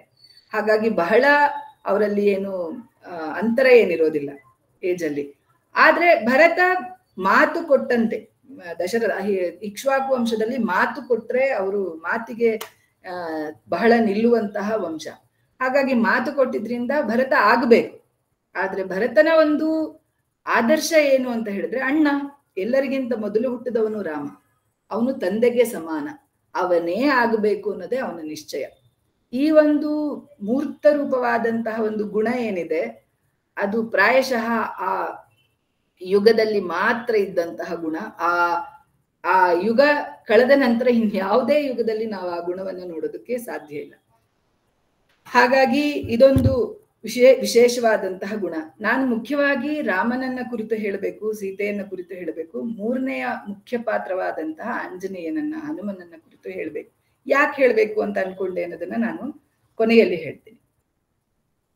ಈ ಒಂದು ರಾಮ ಮತ್ತು ಸೀತೆ ನಾಯಕ ನಾಯಕಿಯರಾದ್ರೆ ಈ ಎರಡೂ ಪಾತ್ರಕ್ಕಿಂತ ಮುಖ್ಯವಾದಂತಹ ಒಂದು ಪಾತ್ರ ಹನುಮಂತನ ಪಾತ್ರ. ಅವನು ಗೋಷ್ಪದೀಕೃತ ವಾರಾಶಿ ಮಶಕೀಕೃತ ರಾಕ್ಷಸಂ ರಾಮಾಯಣ ಮಹಾಮಾಲಾ ರತ್ನಂ ವಂದೇ ನಿಲಾತ್ಮಜಂ. ಅವನು ರಾಮಾಯಣ ಮಹಾಮಾಲೆಗೆ ಒಂದು ರತ್ನ. ಅವನು ಇಲ್ದೇ ಇದ್ರೆ ಆ ಹಾರವೇ ವ್ಯರ್ಥವಾಗುತ್ತೆ. ಧರ್ಮವೆಂಬ ಹಾರವಿರಬಹುದು, ಆದ್ರೆ ಆ ಹಾರಕ್ಕೆ ಮುಖ್ಯ ಮಣಿಯಾಗಿರುವಂಥವನು ಹನುಮಂತ. ಅವನ ಶಕ್ತಿ, ಅವನು ಸಮುದ್ರೋಲ್ಲಂಘನ ಮಾಡಿರುವಂಥದ್ದು ಎಲ್ಲರಿಗೂ ಕೂಡ ಗೊತ್ತಿರುವಂಥದ್ದೇ ಕತೆ. ಅವನು ಸಣ್ಣವನಿರುವಾಗಿಂದನೂ ಕೂಡ ಅವನು ಯಾವಾಗ ಅವನು ಜನಿಸ್ತಾನೆ, ಸೂರ್ಯನನ್ನ ನೋಡಿ ಕೆಂಪಾಗಿರುವಂತಹ ಸೂರ್ಯ ತಿನ್ಬೇಕು ಅಂತ ಹೋಗ್ತಾನೆ. ಅವನು ಹಿಂದೆ ಹಿಂದೆ ಹಿಂದೆ ಹಿಂದೆ ವಾಯುವು ಹೋಗ್ತಾನೆ. ಯಾಕಂದ್ರೆ ನನ್ನ ಮಗನಿಗೆ ಏನಾಗ್ಬಿಡುತ್ತೋ ಏನೋ ಅಂತ ವಾಯು ತಂಪಾಗಿಡ್ಬೇಕು ಅಂತ. ಸೂರ್ಯ ಅವಾಗ ಅವನಿಗೇನು ತೊಂದರೆ ಮಾಡಬಾರ್ದು ಅಂತ ಕೆಂಪಾಗಿಯೇ ಇರ್ತಾನೆ. ರಾಹು ಗ್ರಹಣ ಕಾಲ ಸಮೀಪಿಸುತ್ತೆ ಅಂತ ತಿನ್ನೋದಕ್ಕೆ ಹೋಗ್ತಾನೆ ಸೂರ್ಯನ. ಹೋದಾಗ ಹನುಮನಿಗೆ ಪುಟ್ಟ ಮಗು ಅಲ್ವಾ, ಅವನಿಗೆ ಯಾರನ್ನ ತಿನ್ಬೇಕು ಅಂತ ಗೊತ್ತಾಗಲ್ಲ. ರಾಹುನೇ ತಿನ್ನಕ್ ಹೋಗ್ತಾನೆ. ರಾಹು ಏನ್ ಮಾಡ್ತಾನೆ, ಇಂದ್ರನ ಹತ್ರ ಹೋಗ್ತಾನೆ. ಇಂದ್ರ ಏನಾದ್ರೂ ಮಾಡಿ ರಾಹುವನ್ನ ಕಾಪಾಡ್ಬೇಕು ಅನ್ನೋ ಉದ್ದೇಶದಲ್ಲಿ ಹೇಗೋ ಹೊಡಿತಾನೆ. ಇವನು ಭೂಮಿಗೆ ಬಿದ್ದ್ಬಿಡ್ತಾನೆ. ಅವನ ದವಡೆ ಹಲ್ಲು ಊದ್ಕೊಂಡ್ಬಿಡುತ್ತೆ. ಅವನಿಗೆ ಹನುಮಂತ ಅಂತ ಹೆಸರು ಬರುತ್ತೆ. ಅದಾದ್ಮೇಲೆ ಇದೆಲ್ಲ ಆದ್ಮೇಲೆ ವಾಯುವಿಗೆ ಕೋಪ ಬರುತ್ತೆ. ವಾಯು ಕೋಪ ಬಂದು ಅವನು ಯಾವುದೋ ಒಂದು ಅಡವಿಯಲ್ಲಿ ಕದ್ದು ಕೂತ್ಕೊಳ್ತಾನೆ. ಇಡೀ ಜಗತ್ತಲ್ಲಿ ವಾಯು ಇಲ್ಲ. ಹಾಗಾಗಿ ಇಂದ್ರಾದಿ ಎಲ್ಲ ದೇವತೆಗಳು ಬಂದು ಹನುಮನಿಗೆ ವರ ಕೊಡ್ತಾರೆ. ಈ ಕಥೆಯನ್ನ ನಾನು ಉದ್ದೇಶಪೂರ್ವಕವಾಗಿಯೇ ಹೇಳ್ತಾ ಇದ್ದೀನಿ. ಎಲ್ಲರೂ ವರ ಕೊಡ್ತಾರೆ. ನಾನು ನಿನಗೆ ಮಣಿಹಾರವನ್ನ ಕೊಡ್ತೀನಿ, ನಾನು ನಿಂಗೆ ಅದನ್ನ ಕೊಡ್ತೀನಿ, ಸೂರ್ಯ ಬಂದು ನಿನಗೆ ನಾನು ಶಾಸ್ತ್ರವನ್ನೇ ಪಾಠ ಮಾಡ್ತೀನಿ, ಬೇರೆ ಬೇರೆ ವರಗಳನ್ನೆಲ್ಲ ಕೊಡ್ತಾರೆ. ಈ ಮಗು ಖುಷಿ ಆಗುತ್ತೆ, ಎಲ್ಲಾ ವರಗಳನ್ನ ತಗೊಳುತ್ತೆ. ಮಗು ಅದ್ರಲ್ಲೂ ಕಪಿ. ಹಾಗಾಗಿ ಏನ್ ಮಾಡುತ್ತೆ, ಎಲ್ಲ ಋಷಿಗಳ ಆಶ್ರಮಕ್ಕೆ ಹೋಗಿ ಅವರದ್ದು ಮಣಿ ತೆಗಿ, ಅವರದ್ದು ಯಜ್ಞ ಯಾಗಾದಿಗಳ ವಸ್ತುವನ್ನ ತೆಗಿ, ಅವ್ರಿಗೆ ಆ ತರದಲ್ಲಿ ತೊಂದರೆ ಮಾಡು, ಈ ತರದಲ್ಲಿ ತೊಂದರೆ ಮಾಡು ಅಂತ ಮಾಡ್ತಾ ಇರತ್ತೆ ಆ ಮಗು. ಆಮೇಲೆ ಎಲ್ಲರಿಗೂ ಕಾಟ ತಡಿಯಕ್ಕಾಗದೆ ಋಷಿಗಳು ಒಂದು ವರ ರೂಪದ ಶಾಪವನ್ನ ಕೊಡ್ತಾರೆ. ನಿನಗೆ ಯಾರ್ಯಾರು ಏನೇನ್ ಕೊಡ್ತೀವಿ ಅಂತ ಹೇಳಿದ್ರೋ, ನಿನಗೇನೇನ್ ಜ್ಞಾನ ಇದೆಯೋ, ನಿನಗೆ ಯಾರಾದ್ರೂ ಬಂದು ನೆನಪಿಸುವವರೆಗೂ ಅದೆಲ್ಲ ಮರೆತು ಹೋಗ್ಲಿ ಅಂತ ಹೇಳಿ ಅವರಿಗೆ ಶಾಪವನ್ನ ಕೊಡ್ತಾರೆ. ಆದ್ರಿಂದ ಅವನಿಗೆಲ್ಲ ಮರೆತು ಹೋಗಿರುತ್ತೆ. ಎಲ್ಲಿವರೆಗೆ ಮರೆತು ಹೋಗಿರುತ್ತೆ, ಮೊದಲಿಗೆ ರಾಮ ಮತ್ತು ಲಕ್ಷ್ಮಣ ಇದ್ದಾರೆ ಅಂತ ಸುಗ್ರೀವನಿಗೆ ಗೊತ್ತಾಗೋದೇ ಈ ಹನುಮಂತನಿಂದ. ಅವನು ಋಷ್ಯಮುಖ ಪರ್ವತದಲ್ಲಿ ಯಾರೋ ಇಬ್ರು ಸುಂದರವಾದಂತಹ ತರುಣರು ಇಬ್ರು ಬರ್ತಾ ಇದ್ದಾರೆ ಅಂತ ಸುಗ್ರೀವನಿಗೆ ಗೊತ್ತಾದಾಗ ಮಾರುವೇಷದಲ್ಲಿ ಹೋಗಿ ಅವನನ್ನ ಯಾರು ಅಂತ ತಿಳ್ಕೊಂಡು ಬಾ ಅಂತ ಕಳಿಸ್ತಾನೆ. ಇವನು ಹೋಗಿ ತುಂಬಾ ಸುಂದರವಾದಂತಹ ಸಂಸ್ಕೃತ ಶ್ಲೋಕಗಳಲ್ಲಿ ಮಾತಾಡ್ತಾನೆ. ಅವಾಗ ರಾಮನಿಗೆ ಆಶ್ಚರ್ಯ ಆಗುತ್ತೆ, ಇದು ಹೇಗೆ ನಾನ್ ಋಗ್ವೇದ ವಿನೀತಸ್ಯ ಈ ತರದ ಶಬ್ದಗಳನ್ನ ಮಾಡ್ತಾನೆ. ಒಂದ್ ವೇಳೆ ಇವನು ಋಗ್ವೇದವನ್ನು ಓದದೇ ಇದ್ದಿದ್ರೆ ಇಷ್ಟು ವಿನೀತ ಸ್ವಭಾವ ಅವನಿಗೆ ಬರ್ತಾ ಇರ್ಲಿಲ್ಲ. ನಾ ಯಜುರ್ವೇದ ಧಾರಿಣ, ಯಜುರ್ವೇದ ಓದದೇ ಇದ್ದಿದ್ರೆ ಇಷ್ಟೊಂದು ಮೇಧಾ ಶಕ್ತಿ ಧಾರಣ ಶಕ್ತಿ ಇವನಿಗೆ ಬರ್ತಾ ಇರ್ಲಿಲ್ಲ. ನಾ ಸಾಮ ವೇದ ವಿದುಷಃ, ಏನಾದ್ರೂ ಅವನು ಸಾಮವೇದವನ್ನು ಓದದೇ ಇದ್ದಿದ್ರೆ ಇಷ್ಟು ದೊಡ್ಡ ವಿದ್ವತ್ ಬರ್ತಾ ಇರ್ಲಿಲ್ಲ. ಮತ್ತೆ ಇವನು ಇಷ್ಟು ಚೆನ್ನಾಗಿ ಮಾತಾಡ್ತಾ ಇದ್ದಾನೆ ಅಂದ್ರೆ ಇವನಿಗೆ ವ್ಯಾಕರಣ ಶಾಸ್ತ್ರ ಚೆನ್ನಾಗ್ ಗೊತ್ತು. ಹೀಗೆ ಉದ್ದಕ್ಕೆ ಒಂದು 7-8 ಶ್ಲೋಕಗಳಲ್ಲಿ ಹನುಮಂತನನ್ನ ಹೊಗಳ್ತಾನೆ. ಅಂದ್ರೆ ಅದ್ರಲ್ಲಿ ಗೊತ್ತಾಗುತ್ತೆ ಇವನು ಎಷ್ಟು ಜ್ಞಾನಿ ಹನುಮ. ಸೂರ್ಯನಿಂದನೇ ವ್ಯಾಕರಣವನ್ನ ಕಲ್ತವನು ಅಂತ ಪ್ರಸಿದ್ಧಿ ಇದೆ ಅವನಿಗೆ. ಹಾಗಾಗಿ ಅಷ್ಟು ಚೆನ್ನಾಗಿ ಮಾತನಾಡುವವನು, ತುಂಬಾ ವಿಶೇಷನಾಗಿ ನಂಬಬಹುದು ಅಂತ ಹೇಳಿ ಅವನ ರಾಜನಾದಂತಹ ಸುಗ್ರೀವನ ಬಳಿಗೆ ಬರ್ತಾರೆ. ಬಂದಾದ್ಮೇಲೆ ವಾಲಿಯ ವಧೆ ಆಗುತ್ತೆ. ಸುಗ್ರೀವನ್ ಯಾವಾಗ್ಲೂ ಹನುಮ ಸುಗ್ರೀವನಿಗೆ ನಿಷ್ಠ ಆಗಿರ್ತಾನೆ. ವಾಲಿ ಎಷ್ಟೇ ಶೂರನಾದ್ರೂ ಕೂಡ ರಾವಣನ ಜೊತೆಗೆ ಮಿತ್ರತ್ವ ಇದ್ದಿದ್ರಿಂದ ಅವನು ಯಾವತ್ತೂ ವಾಲಿಯ ಕಡೆಗೆ ಹೋಗೋದೇ ಇಲ್ಲ. ಯಾವತ್ತೂ ಸುಗ್ರೀವನಿಗೆ ನಿಷ್ಠನಾದಂತಹ ಒಬ್ಬ ವ್ಯಕ್ತಿ ಹನುಮ. ಹಾಗೆ ಅವನು ರಾಮನ ಒಂದು ಜೀವನವನ್ನ, ರಾಮನ ಒಂದು ವ್ಯಕ್ತಿತ್ವವನ್ನ ಗಮನಿಸಿ ಅವನ ಒಂದು ಪೂರ್ಣ ಶರಣಾಗತಿಯನ್ನ ಹೊಂದುತ್ತಾನೆ. ಯಾಕೆಂದ್ರೆ ಅಷ್ಟು ದೊಡ್ಡ ಅಂತ, ನಾನು ಮೊದಲು ಹೇಳಿದ್ದೆ ಈಗ್ಲೂ ಹೇಳ್ತೀನಿ, ರಾಮನ ಅಂತರಂಗ ಗೊತ್ತಾಗ್ಬೇಕಂದ್ರೆ ಹನುಮನಂತಹ ಹೃದಯ ಇರಬೇಕು. ಇಲ್ಲ ಅಂದ್ರೆ ಮೊದ್ಲು ಒಂದ್ ಸ್ವಲ್ಪ ತಿಂಗಳು 10 ತಿಂಗಳ ಕಾಲದ ಘಟನೆಗಳು, 10 ತಿಂಗಳಲ್ಲಿ ರಾಮ ಒಬ್ಬ ಅವತಾರ ಪುರುಷ ಅಂತ ಹನುಮನಿಗೆ ಹೇಗೆ ಗೊತ್ತಾಗ್ಬೇಕು? ಅಂದ್ರೆ ಹನುಮ ಈ ಋಗ್ವೇದಾದಿಗಳನ್ನ ಅಭ್ಯಾಸ ಮಾಡಿ ಅದರಿಂದ ವಿನೀತ, ಮೇಧಾಶಕ್ತಿ ಪೂರ್ಣ, ವೈದುಷ್ಯ ಪೂರ್ಣ ಶಾಸ್ತ್ರದ ಜೀವನವನ್ನ ಮಾಡ್ತಾ ಇದ್ದಾನೆ. ಹಾಗಾಗಿ ಆ ಶಾಸ್ತ್ರೀಯ ಜೀವನದಿಂದ ಅವನಿಗೆ ರಾಮನ ಅಂತರಂಗ ಗೊತ್ತಾಗುತ್ತೆ. ಹಾಗಾಗಿಯೇ ಅವನು ಆ ಕ್ಷಣವೇ ರಾಮನ ದಾಸನಾಗ್ತಾನೆ. ನಮಗೆ ರಾಮ ಏನು ಅಂತ ಅರ್ಥ ಆಗೋದಕ್ಕೆ ನಮ್ಗೊಂದು ಜೀವನ ಸಾಕಾಗಲ್ಲ. ಆದ್ರೆ ಹನುಮನಿಗೆ ರಾಮನನ್ನ ನೋಡ್ತಾ ಇದ್ದ ಹಾಗೆ, ರಾಮನ ಜೊತೆಗಿದ್ದ ಹಾಗೆ, ಅದೇ ಹೇಳ್ತಾರೆ ಈಗಿನ ಭಾಷೆಯಲ್ಲಿ ಹೇಳ್ಬೇಕಂದ್ರೆ ವೇವ್ ಲೆಂತ್ ಅಂತ ಹೇಳ್ತಾರೆ. ಆ ಹೃದಯದ ಅಂತರಂಗ ಶುದ್ಧತೆ ಅಷ್ಟು ಇರುತ್ತೆ. ಪರಿಪೂರ್ಣನಾದಂತಹ ರಾಮನ ಒಂದು ಸ್ವಭಾವ ಹನುಮನಿಗೆ ಗೊತ್ತಾಗುತ್ತೆ. ಗೊತ್ತಾದ್ಮೇಲೆ ಸೀತೆಯನ್ನು ಹುಡುಕ್ಬೇಕು ಅಂತ ಆಗುತ್ತೆ. ಹುಡುಕ್ಬೇಕು ಅಂತ ಆದಾಗ ಯಾರಿಗೂ ಕೂಡ ಸೀತೆ ಹೇಗ್ ಹುಡುಕ್ಬೇಕು, ಯಾರು ಹಾರ್ಬೇಕು, ಎಲ್ಲಿ ಹೋಗ್ಬೇಕು ಗೊತ್ತಿರಲ್ಲ. ಜಾಂಬವಂತ ನೆನಪು ಮಾಡ್ತಾನೆ ಆ ಹಳೆ ಕಥೆಯನ್ನ ನೆನಪು ಮಾಡಿ. ಹನುಮನಿಗೆ ಮಾತ್ರ ಯೋಜನಗಳಷ್ಟು ದೂರ ಹಾರ್ಲಿಕ್ಕೆ ಸಾಧ್ಯ. ಒಬ್ಬೊಬ್ಬರಿಗೆ ಇಷ್ಟಿಷ್ಟು ಯೋಜನ ದೂರ ಹಾರಬೇಕು ಅಂತೆಲ್ಲ ಸಾಮರ್ಥ್ಯ ಇರುತ್ತೆ. ಹನುಮನಿಗೆ ಮಾತ್ರ ಅಷ್ಟೂ ಸಾಮರ್ಥ್ಯ ಇದೆ. ಆಗ ಹನುಮನಿಗೆ ಗೊತ್ತಾಗುತ್ತೆ, ನಾನು 100 ಯೋಜನಗಳಷ್ಟು ಹಾರಬಹುದು ಅಂತ. ಇದರಲ್ಲಿ ನನಗೆ ಒಂದು ಕಥೆ ಏನು, ಇದನ್ನ ನಾವು ನಮ್ಮ ಇದಕ್ಕೆ ಅಳವಡಿಸ್ಕೊಳ್ಬೇಕಂತ ಹೇಳಿದ್ರೆ, ಹನುಮ ನಮ್ಮ ಮನಸ್ಸಿನಂತೆ, ಅವನು ಕಪಿ, ಮನಸ್ಸು ಯಾವಾಗ್ಲೂ ಕಪಿ ಅಂತೆ. ಅದಕ್ಕೆ ಅಸಾಧಾರಣವಾದಂತಹ ಶಕ್ತಿ ಇದೆ. ಅದು ಜನ್ಮ ಜನ್ಮಾಂತರಗಳಿಂದ ನಾವು ವೇದಾಂತವನ್ನ ಓದಿದ್ರೆ ಅರ್ಥ ಆಗುತ್ತೆ. ಸೂಕ್ಷ್ಮ ಶರೀರದಲ್ಲಿ ಒಂದು ಮನಸ್ಸು, ಜನ್ಮ ಜನ್ಮಾಂತರಗಳಿಂದ ಅದೇ ಮನಸ್ಸು ಬಂದಿರುತ್ತೆ. ಇದ್ರಲ್ಲಿ ಅಪಾರವಾದಂತಹ ಸಂಸ್ಕಾರ, ಅಪಾರವಾದಂತಹ ಶಕ್ತಿ ಇದಕ್ಕಿರುತ್ತೆ ಹನುಮನ ಹಾಗೆ. ಆದ್ರೆ ಅದಕ್ಕೆ ಗೊತ್ತಿಲ್ಲ. ಯಾರಾದ್ರೂ ಹೇಳ್ಬೇಕು ನೀನಿಷ್ಟು ಸಮರ್ಥ. ಎಲ್ಲೋ ನಾವು ಶಾಪಗ್ರಸ್ತರಾಗಿದ್ದೀವಿ, ಯಾರಿಂದನೋ ನಮ್ಗೆಲ್ಲವೂ ಮರೆತು ಹೋಗುವ ಹಾಗೆ. ಆದ್ರೆ ಆ ಒಂದು ಜಾಂಬವಂತನಂತ ಯಾರಾದ್ರೂ ಈ ಮನಸ್ಸಿನ ಅಗಾಧ ಶಕ್ತಿಯನ್ನ ತೋರಿಸಿದ್ರೆ ಸಮುದ್ರದಂತಹ ಜೀವನವನ್ನ ನಾವು ದಾಟಬಹುದು. ರಾಮ ಪರಬ್ರಹ್ಮ, ಸೀತೆ ಅವನ ಶಕ್ತಿ, ಹನುಮ ಮನಸ್ಸು. ನಾವು ಪರಿಪೂರ್ಣರಾದಂತಹ ಪರಬ್ರಹ್ಮನನ್ನ ಕಾಣಬೇಕು ಅಂತ ಹೇಳಿದ್ರೆ ಹನುಮನಂತೆ ಆ ಒಂದು ನಿರ್ವ್ಯಾಜ ಪ್ರೇಮ, ಆ ದಾಸ್ಯ ಭಾವ, ಆ ಭಗವಂತನ ಅಗಾಧ ಪರಿಪೂರ್ಣವಾದಂತಹ ಒಂದು ಸ್ಥಿತಿಯ ಅರ್ಥವಾಗುವಿಕೆ, ಇವೆಲ್ಲವೂ ಆದ್ರೆ, ಹನುಮನಂತಾದರೆ ಈ ಮನಸ್ಸು, ಆಗ ರಾಮನನ್ನು ನಾವು ಕಾಣಬಹುದು. ಹಾಗಾಗಿ ರಾಮಾಯಣದ ಮುಖ್ಯ ಪಾತ್ರವೇ ಹನುಮ. ಅದರಷ್ಟೇ ಮುಖ್ಯ ಲಕ್ಷ್ಮಣ, ಭರತ ಇವೆಲ್ಲವೂ ಹೌದು. ಆದ್ರೆ ರಾಮನನ್ನ ಕಾಣ್ಬೇಕು ಅಂದ್ರೆ ಅದಕ್ಕೆ ಒಂದು, ನಾವೆಲ್ಲ ಚಿಕ್ಕವರಿದ್ದಾಗ ಒಂದು ರಾಮಾಯಣ ಸೀರಿಯಲ್ ಏನ್ ಬರ್ತಾ ಇತ್ತು, ಅದರಲ್ಲಿ ರಾಮನನ್ನ ತೋರಿಸ್ತಾರೆ ಹೃದಯದಲ್ಲಿ, ಹನುಮನ ಹೃದಯದಲ್ಲಿ. ಅಂದ್ರೆ ಹನುಮನ ಹೃದಯದಲ್ಲಿ ರಾಮನಿದ್ದಾನೆ, ರಾಮನ ಹೃದಯದಲ್ಲಿ ಹನುಮನಿದ್ದಾನೆ. ಇವೆಲ್ಲ ಹೇಗಾಗುತ್ತೆ ಅಂದ್ರೆ ಹನುಮರಾಗದೆ ರಾಮನಾಗ್ಲಿಕ್ಕೆ ಸಾಧ್ಯವೇ ಇಲ್ಲ, ಹನುಮನಾಗದೆ ರಾಮನನ್ನ ಕಾಣ್ಲಿಕ್ಕೆ ಸಾಧ್ಯವೇ ಇಲ್ಲ. ಹಾಗಾಗಿ ಮೊದಲು ಅವನು ಸೀತೆಯನ್ನು ಹುಡುಕ್ತಾನೆ. ಆ ತಾಯಿಯನ್ನ ಅವನು ರಾಮನ ಬಳಿಗೆ ತಂದು ಕೊಡ್ತಾನೆ, ತಂದು ಬಿಡ್ತಾನೆ. ನನ್ನ ಸಮಯ ಎಷ್ಟಿದೆ ಅಂತ ಗೊತ್ತಿಲ್ಲ ನನಗೆ, ಎಷ್ಟು ಇಲ್ಲಿ ನಿಲ್ಲಿಸ್ಬೇಕಾ ಏನು? ಇನ್ನು 5 ನಿಮಿಷ ಇದೆ, 5 ನಿಮಿಷ ಇದೆ, 5 ನಿಮಿಷ ಮಾತಾಡ್ಬೋದು. ಹಾಗಾಗಿ ಇದು ಮುಖ್ಯ ಅಂಶ.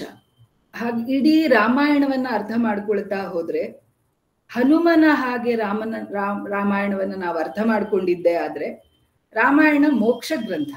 ಅದಕ್ಕಾಗಿ ಉಪನಿಷತ್ತುಗಳನ್ನ, ವೇದದ ರಹಸ್ಯಗಳನ್ನ ತಿಳಿಬೇಕಾಗಿಯೇ ಇಲ್ಲ.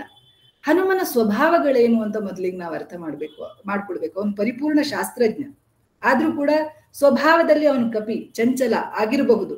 ಆದ್ರೆ ಆ ಚಂಚಲವಾದಂತಹ ಮನಸ್ಸನ್ನ ನಿಗ್ರಹಿಸಿದ್ದು ಯಾವುದು? ರಾಮನಾಮ. ಹೇಳ್ತಾರೆ, ನಾನು ಪುಸ್ತಕಗಳನ್ನ ಓದುವಾಗ ನಾನು ನೋಡಿದ್ದು, ರಾಮ ಎಂಬುದು ಈ ರಾಮಾಯಣದ ಪಾತ್ರದ ರಾಮನೊಬ್ಬನೇ ಅಲ್ಲ, ಪ್ರಾಯಶಃ ಅದು ಪರಬ್ರಹ್ಮನ ಹೆಸರೇ ಆಗಿರ್ಬೇಕು. ಎಲ್ಲೂ ಉಪನಿಷತ್ತುಗಳಲ್ಲಿ ಬರಲ್ಲ ಆ ಹೆಸರು, ಆದ್ರೂ ಕೂಡ ಆಗಿರ್ಬೇಕು. ಇಲ್ಲದೇ ಇದ್ರೆ ಪರಶುರಾಮ ಇತ್ಯಾದಿ ರಾಮನಿಗಿಂತ ಮೊದಲು ಬಂದವರಿಗೆ ಆ ಹೆಸರು ಇರ್ಲಿಕ್ಕೆ ಸಾಧ್ಯ ಇರ್ತಿರ್ಲಿಲ್ಲ. ಹಾಗಾಗಿ ರಾಮನೇ ಮೊದಲಿಗನಲ್ಲ. ಸುಮಾರಷ್ಟು ವಿಚಾರಗಳು ಹೇಳ್ತಾರೆ. ರಮ್ ಅನ್ನುವಂಥದ್ದು ಅಗ್ನಿ ಬೀಜ, ಅದರ ಜಪದಿಂದ ಹೆಚ್ಚು ನಮ್ಮಲ್ಲಿ ಧನಾತ್ಮಕ ಶಕ್ತಿಯ ವೃದ್ಧಿ ಆಗುತ್ತೆ ಇತ್ಯಾದಿಗಳನ್ನು ಹೇಳ್ತಾರೆ. ಆದರೆ ಸ್ವಭಾವ ಹೇಗಾಗಬೇಕು? ರಾಮನ ಮತ್ತು ಸೀತೆಯ ಒಂದು ಅಂತರಂಗದ ಪರಿಚಯ ಮೊದಲೇ ನೋಡೋದು. ಅವನು ಒಂದು ರಾಮನನ್ನ ಮೊದಲಿಗೆ ನೋಡ್ತಾನೆ, ಸೀತೆಯನ್ನ ಮೊದಲಿಗೆ ನೋಡಿದಾಗ್ಲೇ ಅವನು ಹೇಳ್ತಾನೆ, ಇವಳು ರಾಮನಿಗೆ ಯೋಗ್ಯವಾದವಳು ಇವಳೇ ಇರ್ಬೇಕು. ಇವಳು ಸ್ವಭಾವ ಹೇಗಿದೆ? ಆ ಮೊದಲಿಗೆ ಪಾಪ ಅವನು ಮಂಡೋದರಿಯನ್ನ ನೋಡಿ ಒಂದ್ಸರಿ ಅವನಿಗೆ ಸಂಶಯ ಬಂದಿರುತ್ತೆ, ಆದ್ರೂ ಕೂಡ ಸೀತೆಯನ್ನ ನೋಡಿದಾಗ ಇವಳೇ ಸೀತೆ ಅಂತ ಗೊತ್ತಾಗ್ಬಿಡುತ್ತೆ ಅವನಿಗೆ. ಅಂದ್ರೆ ನಾವು ನಮ್ಮ ಮನಸ್ಸನ್ನ ಆ ರೀತಿಯಲ್ಲಿ ಸಿದ್ಧತೆ ಮಾಡ್ಕೊಳ್ಬೇಕು. ಹನುಮನಂತೆ ಯಾವುದೇ ಅಭಿಮಾನ ಇಲ್ಲದೆ, ನಾನು ಎಂಬ ಅಭಿಮಾನವೇ ಇಲ್ಲದೆ ಪರಿಪೂರ್ಣವಾಗಿ ಶ್ರೀರಾಮನ ಸತ್ಯದಲ್ಲಿ ಶರಣಾಗುವಂತಹ ಸ್ವಭಾವ ನಮಗಿರ್ಬೇಕು. ಹಾಗಿದ್ರೆ ಮಾತ್ರ ರಾಮಾಯಣ ನಮ್ಗೆ ಅರ್ಥ ಆಗುತ್ತೆ ಮತ್ತು ಅದಕ್ಕೆ ಹೆಚ್ಚು ಪ್ರಸ್ತುತತೆ ಬರುತ್ತೆ. ಆಧುನಿಕ ಕಾಲದಲ್ಲಿ ರಾಮಾಯಣಕ್ಕೆ ಮಹತ್ವ ಏನು? ಆ ರೀತಿಯ ಪ್ರಶ್ನೆಯೇ ತಪ್ಪು ವಸ್ತುತ. ಯಾಕೆ ಅಂತ ಹೇಳಿದ್ರೆ, ಎಲ್ಲಾ ಕಾಲಗಳಲ್ಲಿಯೂ ಇರುವಂತಹ ಸತ್ಯ ಅಂತ ಒಂದಿರುತ್ತೆ, ಕಾಲ ಕಾಲಕ್ಕೆ ಬದಲಾಗುವಂತಹ ಸತ್ಯ ಅಂತ ಒಂದಿರುತ್ತೆ. ಮೋಕ್ಷ ಎನ್ನುವಂಥದ್ದು ಯಾವ ಕಾಲದಲ್ಲಿಯೂ ಬದಲಾಗಲ್ಲ, ಧರ್ಮ ಅನ್ನುವಂಥದ್ದು ಯಾವ ಕಾಲದಲ್ಲಿಯೂ ಬದಲಾಗಲ್ಲ. ನಾನೇನು ದೈವಿ ಸಂಪತ್ ಗುಣಗಳು ಅಂತ ಓದ್ದೆ, ಅದು ಎಲ್ಲಾ ಕಾಲದ ಸಾರ್ವಕಾಲಿಕ ಸತ್ಯ. ಎಲ್ಲಾ ಕಾಲದಲ್ಲೂ ಸತ್ಯವನ್ನೇ ಹೇಳ್ಬೇಕು, ಎಲ್ಲಾ ಕಾಲದಲ್ಲೂ ಶುಚಿಯಾಗಿಯೇ ಇರ್ಬೇಕು, ಎಲ್ಲಾ ಕಾಲದಲ್ಲಿಯೂ ವೀತರಾಗರಾಗಿಯೇ ಇರ್ಬೇಕು. ಆ ಎಲ್ಲ ದಾನಂ ದಮಶ್ಚ ಎಲ್ಲ ಏನೇನು ಗುಣಗಳನ್ನ ಹೇಳಿದ್ದಾರೆ ಅದು ಸಾರ್ವಕಾಲಿಕ ಸತ್ಯ. ಆ ಸತ್ಯ ನಾವು ಈಗಿನ ಕಾಲದಲ್ಲಿ ಬದಲಾಗುತ್ತೆ, ಇನ್ನು 10 ವರ್ಷ ಬಿಟ್ರೆ ಬದಲಾಗುತ್ತೆ ಅಲ್ಲ. ಹಾಗಾಗಿ ಸಾರ್ವಕಾಲಿಕ ಸತ್ಯದ ಒಂದು ಅರ್ಥೈಸಿಕೊಳ್ಳುವಿಕೆ ಆಗಬೇಕು ಅಂದ್ರೆ ರಾಮಾಯಣ ಯಾವಾಗ್ಲೂ ಪ್ರಸ್ತುತವಾಗಿರುತ್ತೆ. ಅದೊಂದು ಮಹಾನದಿ, ಮಹಾಪ್ರವಾಹ. ಈಗೀಗಷ್ಟೇ ಅದು ಸತ್ಯವಲ್ಲ, ಇನ್ನು ಎಷ್ಟೋ ವರ್ಷಗಳು ದಾಟಿದ್ರು ಕೂಡ ಅದು ಇಷ್ಟೇ ಪರಿಪೂರ್ಣವಾದಂತಹ ಸತ್ಯ ಆಗಿರುತ್ತೆ. ನಾವು ನಮ್ಮನ್ನ ಹನುಮನಾಗಿ ಬದಲು ಮಾಡಿಕೊಂಡ್ರೆ ರಾಮಾಯಣದ ಸತ್ಯ ನಮ್ಗೆ ಅರಿವಾಗುತ್ತೆ. ನಾನು ಇಷ್ಟು ಹೇಳಿ ಮುಗಿಸ್ತೀನಿ. ಮತ್ತು ಇನ್ನು ಹೇಳಬಹುದು, ಆದ್ರೆ ಇಷ್ಟಕ್ಕೆ ಮುಗಿಸ್ತೀನಿ. ಯಾಕೆಂದ್ರೆ ನನ್ನ ಉದ್ದೇಶ ಹನುಮನ ಪಾತ್ರದಲ್ಲಿ ನಿಲ್ಲಿಸ್ಬಿಡ್ಬೇಕು. ಯಾಕೆಂದ್ರೆ ಅದೇ ಒಂದು ಶುದ್ಧವಾದಂತಹ ಸಾಧನೆ. ಯಾಕೆಂದ್ರೆ ನಾವು ಮೋಕ್ಷ ಅಂದ್ರೆ ಏನು ಅಂತ ತಿಳ್ಕೊಳ್ಳೋದಕ್ಕಿಂತ ಹೆಚ್ಚಾಗಿ ಮೋಕ್ಷದ ದಾರಿ ಯಾವುದು ಅಂತ ತಿಳ್ಕೊಳ್ಬೇಕು. ರಾಮ ಅನ್ನೋದು ತಿಳ್ಕೊಳ್ಳೋದು ಎಷ್ಟು ಮುಖ್ಯನೋ ರಾಮನನ್ನು ತಿಳಿಯುವಂತಹ ಹನುಮನಾಗುವುದು ಕೂಡ ಅಷ್ಟೇ ಮುಖ್ಯ. ಹಾಗಾಗಿ ಸಾಧನಾ ಮಾರ್ಗವನ್ನ ಇನ್ನಷ್ಟು ಹೆಚ್ಚಾಗಿ ತಿಳ್ಕೊಳ್ಬೇಕಾಗುತ್ತೆ. ಹಾಗಾಗಿ ಅಲ್ಲಿಗೆ ಮುಗಿಸೋಣ ಅಂತ ಇಲ್ಲಿಗೆ ಮುಗಿಸ್ತಾ ಇದ್ದೀನಿ. ಇದಕ್ಕಾಗಿ ನನಗೆ ಅವಕಾಶ ಮಾಡಿಕೊಟ್ಟಂತಹ ವಿನಾಯಕ ನಾಮಣ್ಣ ಆಚಾರ್ಯರಿಗೂ ಮತ್ತು ರಾಮಕೃಷ್ಣ ಭಟ್ ಮಹೋದಯರಿಗೂ, ಆ ವಿಭಾಗದ ಎಲ್ಲ ಅಧ್ಯಾಪಕರಿಗೂ ನನ್ನ ಮನಸ್ಸು ತುಂಬ ಧನ್ಯವಾದಗಳನ್ನ ಅರ್ಪಿಸ್ತಾ ಇದ್ದೀನಿ. ನಮಸ್ಕಾರ. ಈಗಾಗಲೇ ಶ್ರುತಿಯವರು ಬಹಳ ಸುಂದರವಾಗಿ ಪ್ರಾರಂಭದಲ್ಲೇ ಹೇಳಿದರು. ಅವರು ಏನು ಅಂತಂದ್ರೆ, ಈ ರಾಮಾಯಣ ಎಂಬಿರ್ತಕ್ಕಂಥದ್ದು ಈಗಾಗಲೇ ಹೇಳಿದ ಹಾಗೆ ಇತಿಹಾಸ ಗ್ರಂಥ. ಇದು ಇತಿಹಾಸ ಪುರಾಣಾಭ್ಯಾಂ ವೇದಂ ಸಮುಪಬ್ರಹ್ಮಯೇತ್ ಅಂತ ಹೇಳಿದಂತೆ, ಪಂಚಮೋ ವೇದಾನಾಂ ವೇದ ಅಂತ ಹೇಳಿದಂತೆ ಇದು 5ನೆಯ ವೇದ ಅಂತರಿಸಿಕೊಂಡಿರತಕ್ಕಂಥದ್ದು. ಅಂತಹ ವೇದ ಗ್ರಂಥವೇ ಇದು ರಾಮಾಯಣದ ಇತಿಹಾಸ ಕಾವ್ಯದ ರೂಪವಾಗಿ ಹೊರಹೊಮ್ಮಿರತಕ್ಕಂಥದ್ದು ವಾಲ್ಮೀಕಿಗಳ ಮುಖದಿಂದ ಅಂಬಿರತಕ್ಕಂಥದ್ದನ್ನು ಪ್ರಾರಂಭ ಮಾಡಿ ಈಗಾಗಲೇ ಅನೇಕ ಉಪನ್ಯಾಸಗಳನ್ನು ನಾವು ಶ್ರವಣ ಮಾಡಿದ್ದೇವೆ. ಆದರೆ ರಾಮಾಯಣದ ಒಂದು ವಿಶಿಷ್ಟವಾಗಿರತಕ್ಕಂತಹ ಅನುಸಂಧಾನ, ರಾಮಾಯಣದಲ್ಲಿ ಬರ್ತಕ್ಕಂತಹ ಪ್ರತಿಯೊಂದು ಪಾತ್ರಗಳ ಚಿಂತನೆ, ಇವತ್ತು ಹನುಮನ ಪಾತ್ರ ಚಿಂತನೆ ಇರಬಹುದು ಅಥವಾ ಬೇರೆ ಬೇರೆ ಪಾತ್ರಗಳ ಚಿಂತನೆ, ಅವುಗಳನ್ನು ಹೇಗೆ ನಮ್ಮಲ್ಲಿ ಅಳವಡಿಸಿಕೊಳ್ಬೇಕು. ಋತಂತು ಮಾನಸೋ ಧರ್ಮ ಸತ್ಯಂ ಪ್ರಯೋಗ ಅಂತ ಹೇಳಿದಂತೆ ಈ ಎಲ್ಲ ವಿಶೇಷವಾಗಿ ಋತ ಸತ್ಯಗಳ ಈ ವಿಚಾರಗಳನ್ನ ಕೇಳುವುದು ಮಾತ್ರ ಅಲ್ಲ, ಓದುವುದು ಮಾತ್ರ ಅಲ್ಲ, ಸರ್ವತ್ರ ಜ್ಞಾನ ಶಬ್ದಸ್ಯ ಉಪಾಸನ ಪರ್ಯಂತತ್ವ ವ್ಯಾಮಿಶ್ರೋಕ್ತಿ ಎಂಬಂತೆ ಕೇಳಿದ ಜ್ಞಾನ, ತಿಳಿದ ಜ್ಞಾನವನ್ನ ನಮ್ಮ ಜೀವನದಲ್ಲಿ ಹೇಗೆ ಅಳವಡಿಸಿಕೊಳ್ಳಬೇಕು ಅನ್ನುವಂತಹ ಅನುಸಂಧಾನದ ಅದ್ಭುತವಾದ ಕರ್ಮ. ಈಗಾಗಲೇ ಹೇಳಿದಂತೆ ಹನುಮಂತ ದೇವರಿಗೆ ಅಷ್ಟು ಸಾಮರ್ಥ್ಯ ಇತ್ತು, ಆದರೂ ಸಹಿತ ಅದನ್ನು ಮನಸ್ಸಿಗೆ ಹೋಲಿಸುವಂಥದ್ದು. ಯಾಕಂದ್ರೆ ಮನಸ್ಸನ್ನು ನಿಯಂತ್ರಣ ಮಾಡತಕ್ಕಂಥವರೇ ಸಾಕ್ಷಾತ್ ವಾಯುದೇವರು. ಆದರೆ ಜಾಂಬುವಂತನಿಂದ ಕೇಳಿದಾಗ ನಾನು 100 ಯೋಜನೆ ಹಾರಿದೆ ಅಂತ, ಭಗವಂತನ ಅನುಗ್ರಹ ಇದ್ದರೆ ಎಂತಹ ಸಾಧನವನ್ನು ಸಹಿತ ಮಾಡಬಹುದು ಎಂಬರ್ತಕ್ಕಂಥದ್ದನ್ನ ಹೀಗೆ ಅನೇಕ ತರಹದಲ್ಲಿ ಸಮನ್ವಯ ಮಾಡಿ ಬಹಳ ಸುಂದರವಾಗಿ ವಿಷಯವನ್ನ ಪ್ರತಿಪಾದನೆಯನ್ನ ಮಾಡಿದ್ದಾರೆ. ಅದರ ಜೊತೆಯಲ್ಲಿ ಧರ್ಮದ ಕುರಿತು ಹೇಳಿರತಕ್ಕಂತಹ ವಿಷಯಗಳು, ಅನೇಕ ಪಾತ್ರಗಳ ಚಿಂತನೆ ಬಗ್ಗೆ. ಯಾಕಂದ್ರೆ ಹನುಮಂತನ ಪಾತ್ರದ ಮುಖ್ಯವಾಗಿ ಹೇಳಿದ್ದೆ, ಯಾಕಂದ್ರೆ ನಮ್ಮನ್ನ ವಿಶೇಷವಾಗಿ ವಾಯುದೇವರು ಅಂತ ಹೇಳಿದಾಗ ನಮ್ಮ ವಿರಜಾ ನದಿಯವರೆಗೂ ಕರೆದುಕೊಂಡು ಹೋಗ್ತಕ್ಕಂಥವ್ರು, ಮೋಕ್ಷ ಸಾಧನವನ್ನು ಮಾಡಿಸ್ತಕ್ಕಂಥವ್ರು ಹನುಮಂತನೇ. ಹೀಗಾಗಿ ನಮ್ಮನ್ನ ಕೈ ಹಿಡಿದು ಕರೆದುಕೊಂಡು ಹೋಗತಕ್ಕಂತಹ ಕೆಲಸವನ್ನ ರಾಮನ ವಿಶೇಷ ಪರಬ್ರಹ್ಮ ಎಂಬರ್ತಕ್ಕಂಥದ್ದನ್ನ ಹೇಳಿದ್ದು. ರಾಮನೇ ಪರಬ್ರಹ್ಮ, ಅದರಲ್ಲಿ ಯಾವ ಸಂಶಯವೂ ಇಲ್ಲ. ಅವನಲ್ಲಿ ಗುಣ ಪರಿಪೂರ್ಣತ್ವ ಇರುವುದು ಎಂಬುದಕ್ಕೇನೆ ಅಷ್ಟು ಸುಮಾರು 16 ಗುಣಗಳನ್ನ ವಿಶೇಷವಾಗಿ ರಾಮಾಯಣದ ಪ್ರಾರಂಭದಲ್ಲಿ ಅದನ್ನ ನಿರೂಪಣೆಯನ್ನ ಮಾಡಿಕೊಡ್ತಾರೆ. ಇಂತಹ ವಿಶಿಷ್ಟ ಗುಣಗಳು ಇರೋದು ಯಾರಲ್ಲಿ? ಅದು ಗುಣೇ ಸರ್ವೈಹಿ ಉದೀರ್ಣಂ ದೋಷವರ್ಜಿತಂ ನೇಯಂ ಗಮ್ಯಂ ಗುರುತ್ವಾಪಿ ನತ್ವಾ ಸೂತ್ರಾರ್ಥ ಉಚ್ಯತೆ. ಇಡೀ ಬ್ರಹ್ಮಸೂತ್ರಗಳು, ಅದರ ಜೊತೆಯಲ್ಲಿ ಭಗವದ್ಗೀತೆಯ ವಿಶೇಷವಾಗಿರತಕ್ಕಂತಹ ಆ ವಿಶಿಷ್ಟವಾದ ಗುಣಗಳನ್ನು ಸಹಿತ, 2 ಗುಣಗಳು ವಿಶಿಷ್ಟವಾದ ಆ 2 ಗುಣಗಳನ್ನು ಸಹಿತ ರಾವಣರಲ್ಲಿ ಇರತಕ್ಕಂತಹ ಆಸುರಿ ಗುಣಗಳು, ರಾಮನಲ್ಲಿ ಇರತಕ್ಕಂತಹ ವಿಶಿಷ್ಟವಾದ ಶುದ್ಧ ಗುಣಗಳು, ಹನುಮನಲ್ಲಿ ಇರತಕ್ಕಂತಹ ವಿಶಿಷ್ಟವಾದ ಭಕ್ತಿ, ಧರ್ಮ, ಶ್ರದ್ಧೆ, ಹೀಗೆ ಅನೇಕ ವಿಚಾರಗಳನ್ನ ಬಹಳ ಸುಂದರವಾಗಿರತಕ್ಕಂತಹ ತಮ್ಮ ಚಿಂತನೆಯ ಧಾರೆಯ ಮೂಲಕವಾಗಿ ಎಲ್ಲರಿಗೂ ಸಹಿತ ವಿಷಯವನ್ನು ಪ್ರತಿಪಾದಿಸಿದ್ದಾರೆ. ಅವರಿಗೂ ನಾವು ಕಡಿಮೆ ಅವಧಿ ಕೊಟ್ಟಿದ್ದು, ಇನ್ನು ತುಂಬಾ ವಿಷಯಗಳನ್ನು ಅವ್ರು ಹೇಳೋಕೆ ಅವಕಾಶ ಇದೆ. ಆದರೆ ಸಮಯದ ಅಭಾವ ಇರುವ ಕಾರಣದಿಂದ ಇಷ್ಟು ವಿಷಯಗಳನ್ನು ತುಂಬಾ ಅನುಸಂಧಾನ ಪೂರ್ವಕವಾಗಿರ್ತಕ್ಕಂಥ ವಿಚಾರವನ್ನ ಮಂಡಿಸಿರುವುದಕ್ಕಾಗಿ ಅವರಿಗೆ ವಿಶೇಷವಾಗಿರತಕ್ಕಂತಹ ನಮ್ಮ ವಿಭಾಗದ ಪರವಾಗಿ ಮತ್ತು ಎಲ್ಲ ರಾಮಾಯಣದ ವಿಶೇಷ ಅಧ್ಯಯನ ಮಾಡತಕ್ಕಂತಹ ವಿದ್ಯಾರ್ಥಿಗಳ ಪರವಾಗಿ ಅವರಿಗೆ ವಿಶೇಷವಾಗಿರತಕ್ಕಂತಹ ಧನ್ಯವಾದಗಳನ್ನ ಮತ್ತು ಅಭಿನಂದನೆಗಳನ್ನು ವೈಯಕ್ತಿಕವಾಗಿ ನಾನು ಸಲ್ಲಿಸ್ತಾ ಇದ್ದೇನೆ. ಅನೇಕ ವಿಷಯಗಳನ್ನು ನಾನು ಅವರಿಂದ ಕೇಳಿದ್ದೆ, ಅನೇಕ ಸಂಸ್ಕೃತ ವಾಕ್ಯಾರ್ಥಗಳನ್ನು, ಉಪನ್ಯಾಸಗಳನ್ನು ಕೇಳಿದ್ದೆ. ಆದರೆ ಇವತ್ತು ಕನ್ನಡದಲ್ಲಿ ಅನುಸಂಧಾನದ ಈ ಒಂದು ಸಂಶೋಧಿತವಾಗಿರ್ತಕ್ಕಂತಹ ವಿಚಾರವನ್ನು ಕೇಳಿ ಬಹಳ ನನಗೆ ವೈಯಕ್ತಿಕವಾಗಿ ಸಂತೋಷ ಆಯಿತು. ಅದರಿಂದ ಅವರಿಗೆ ಮತ್ತೊಮ್ಮೆ ಕೃತಜ್ಞತೆಗಳನ್ನು ಸಲ್ಲಿಸ್ತಾ, ಈ ಒಂದು ಈಗ ಯಾರಾದರೂ ಈ ವಿಷಯದ ಕುರಿತು ಏನು ರಾಮಾಯಣದ ಪ್ರಸ್ತುತತೆ ಅನಿವಾರ್ಯತೆಯ ಒಂದು ಅನುಸಂಧಾನದ ಕುರಿತು ಏನು ಅವರು ವಿಚಾರವನ್ನು ಮಂಡಿಸಿದ್ದಾರೆ, ಎಲ್ಲರೂ ಭಾಗವಹಿಸಿದ್ದೀರಿ. ಇದರಲ್ಲಿ ನಿಮ್ಗೆ ಯಾರಿಗಾರು ಪ್ರಶ್ನೆಗಳನ್ನ ಕೇಳೋದಿದ್ರೆ ಅವಶ್ಯವಾಗಿ ಅವರನ್ನು ಕೇಳಿ, ಅವರು ಬಹಳ ಅದಕ್ಕೆ ಮಾರ್ಮಿಕವಾಗಿರ್ತಕ್ಕಂಥ ಉತ್ತರವನ್ನು ಕೊಡ್ತಾರೆ. ನಿಮಗೇನಾದರೂ ಇದರಲ್ಲಿ ಪ್ರಶ್ನೆ ಇದ್ದರೆ ಕೇಳಿ, ಅವಕಾಶ ಇದೆ, ಒಂದು 5 ನಿಮಿಷ ಕೇಳಿ.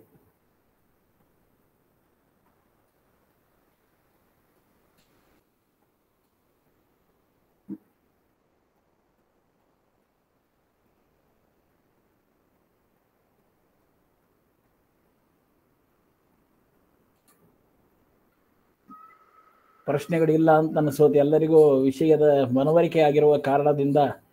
ಯಾಕಂದ್ರೆ ಹನುಮಂತನ ವಿಷಯದಲ್ಲಿ ಅವರು ವಿಶಿಷ್ಟವಾಗಿ ನಾನೃಗ್ವೇದ ವಿನೀತಸ್ಯನ ಯಜುರ್ವೇದ ಧಾರಿಣಂ ಸಾಮವೇದ ವಿದಿಶಾಂ ಶಕ್ಯಮೇವಂ ಪ್ರಭಾಸಿತಂ ನೂನಂ ವ್ಯಾಕರಣಂ ಕೃಷ್ಣಂ ಬಹು ವ್ಯಾಹರತಾನೇನ ನ ಕಿಂಚಿತ್ ಅಪಶಬ್ದಿತಂ. ಇದು ಎಲ್ಲವೂ ಸಹಿತ ನಿಮ್ಮ ಉಪನ್ಯಾಸದಲ್ಲೂ ಸಹಿತ ನಾವು ಸಮನ್ವಯ ಮಾಡಬಹುದು. ಬಹಳ ಸುಂದರವಾಗಿ ಹೇಗೆ ರಾಮ ಹನುಮಂತನ ಬಗ್ಗೆ ಹೇಳಿದೋ ಅದೇ ತರಹದಲ್ಲಿ ನೀವು ವಿಷಯವನ್ನು ಪ್ರತಿಪಾದಿಸಿದ್ದೀರಿ. ಎಲ್ಲರಿಗೂ ಬಹಳಷ್ಟು ಸಂತೋಷವಾಗಿದೆ. ಇಲ್ಲಿ ಆಗಮಿಸಿ ವಿಷಯವನ್ನು ಪ್ರತಿಪಾದಿಸಿರುವ ಕಾರಣದಿಂದ ನಿಮಗೆ ಮತ್ತೊಮ್ಮೆ ಅಭಿನಂದನೆಗಳ ಮೂಲಕವಾಗಿ ಧನ್ಯವಾದಗಳನ್ನು ಸಲ್ಲಿಸ್ತಾ, ಅವಕಾಶ ಮಾಡಿಕೊಟ್ಟಿರ್ತಕ್ಕಂತಹ ಮಾನ್ಯ ಕುಲಪತಿಗಳು ಹಾಗೂ ವಿಶೇಷವಾಗಿ ಮಾನ್ಯ ಕುಲಸಚಿವರು ಹಾಗೂ ನಮ್ಮ ವಿಭಾಗದ ಅಧ್ಯಕ್ಷರ ಡಾಕ್ಟರ್ ರಾಮಕೃಷ್ಣ ಭಟ್ ಅವರು, ಆಮೇಲೆ ಆಗಮಿಸಿದ ಎಲ್ಲ ಹಿರಿಯ ಕೆಲವು ವಿದ್ವಾಂಸರು ಆಗಮಿಸಿದ್ದಾರೆ, ಅವರಿಗೂ ಮತ್ತು ನಮ್ಮ ವಿಶ್ವವಿದ್ಯಾಲಯದ ಬೋಧಕೇತರ ಸಿಬ್ಬಂದಿ, ಅದರ ಜೊತೆಯಲ್ಲಿ ಎಲ್ಲ ಸರ್ಟಿಫಿಕೇಟ್ ಕೋರ್ಸಿನ ವಿದ್ಯಾರ್ಥಿಗಳು, ಬೇರೆ ಬೇರೆ ಅನೇಕ ಜನರು ಸಹಿತ ಇದರಲ್ಲಿ ಭಾಗವಹಿಸಿದ್ದೀರಿ. ಈ ಶುಭ ಸಾಯಂ ನಮ್ಮ ವಿಭಾಗದ ಪ್ರಭುಸ್ವಾಮಿ ಅವರು ಬಂದಿದ್ದಾರೆ, ಗೋವಿಂದ್ ಅವರು ಬಂದಿದ್ದಾರೆ, ನಮ್ಮ ವಿಶ್ವವಿದ್ಯಾಲಯದ ಪ್ರಸಾರಾಂಗದ ಡೆಪ್ಯೂಟಿ ಡೈರೆಕ್ಟರ್. ಹೀಗೆ ಎಲ್ಲರೂ ಈ ಕಾರ್ಯಕ್ರಮದಲ್ಲಿ ಪ್ರತಿ ವಾರವೂ ಸಹಿತ ಭಾಗವಹಿಸಿ ಈ ರಾಮ ಚಿಂತನೋತ್ಸವದಲ್ಲಿ ತಾವೆಲ್ಲರೂ ಸಹಿತ ಭಾಗವಹಿಸಿ ಆ ರಾಮದೇವರ ಕೃಪೆಗೆ ಅನುಗ್ರಹಕ್ಕೆ ಪಾತ್ರ ಆಗ್ತಾ ಇದ್ದೇವೆ. ಇದೇ ತರಹದ ಚಿಂತನ ಕಥಾ ಸರಣಿ ಮುಂದುವರಿತದೆ.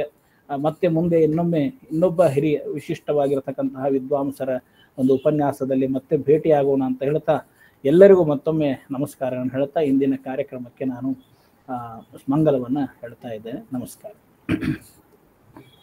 ಧನ್ಯವಾದ. ಧನ್ಯವಾದ. ಶ್ರುತಿಯವರು ಬಹಳ ಚೆನ್ನಾಗಿತ್ತು. ಶ್ರುತಿಯವರೇ ತುಂಬಾ ಚೆನ್ನಾಗಿತ್ತು. ಧನ್ಯವಾದಗಳು. ಇವತ್ತಿನ ವೀಣಾಶ್ರೀ ಅವರೇ ಎಲ್ಲ ಗೊತ್ತಾಯ್ತಲ್ಲ ಎಲ್ಲ ವಿಷಯಗಳು? ಹೌದು, ತುಂಬಾ ಚೆನ್ನಾಗಿತ್ತು ಗುರುಗಳೇ. ಇಡೀ ಎಲ್ಲಾ ಕ್ಲಾಸ್ಗಳ ಸಾರಾಂಶ ಬಂತಲ್ವಾ ಇವತ್ತು? ಹೌದು ಹೌದು. ರೇಖಾ ರಾಘವೇಂದ್ರ ಅವ್ರು ಹೇಳಿ.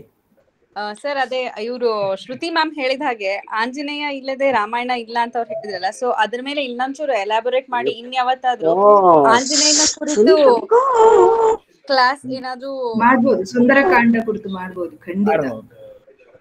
Ma'am, it was very very interesting. ನಿಜವಾಗ್ಲೂ ನೀವು ಆಂಜನೇಯನ ಬಗ್ಗೆ ಹೇಳುವಾಗ ಕಣ್ಣೀರ್ ಒಂದು ಬಂತಷ್ಟೇ, ಬಟ್ ತುಂಬಾ ತುಂಬಾ ಬ್ಯೂಟಿಫುಲ್ ಆಗಿ you narrated it beautifully. Thank you.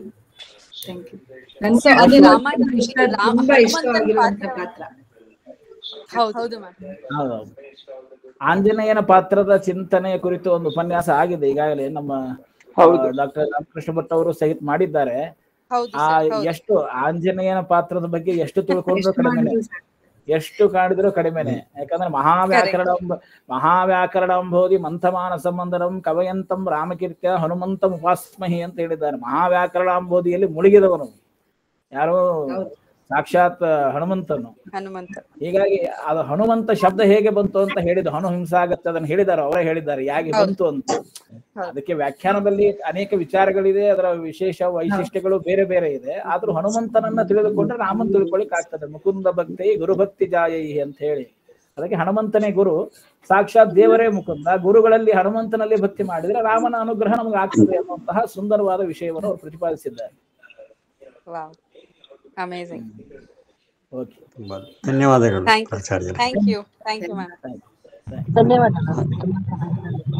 ಮಾತನಾಡುವಾಗ ಹನುಮಂತ ಯಾವ ತರ ಸಂಬೋಧನೆ ಮಾಡ್ತಾ ಅದನ್ನ ನೋಡಿ ಕಲಿ ಅಂತ ಒಬ್ಬರು ಹೇಳಿದ್ರು. ಅಷ್ಟು ಸೌಮ್ಯ, ಅಷ್ಟು ಒಂದು ಇದು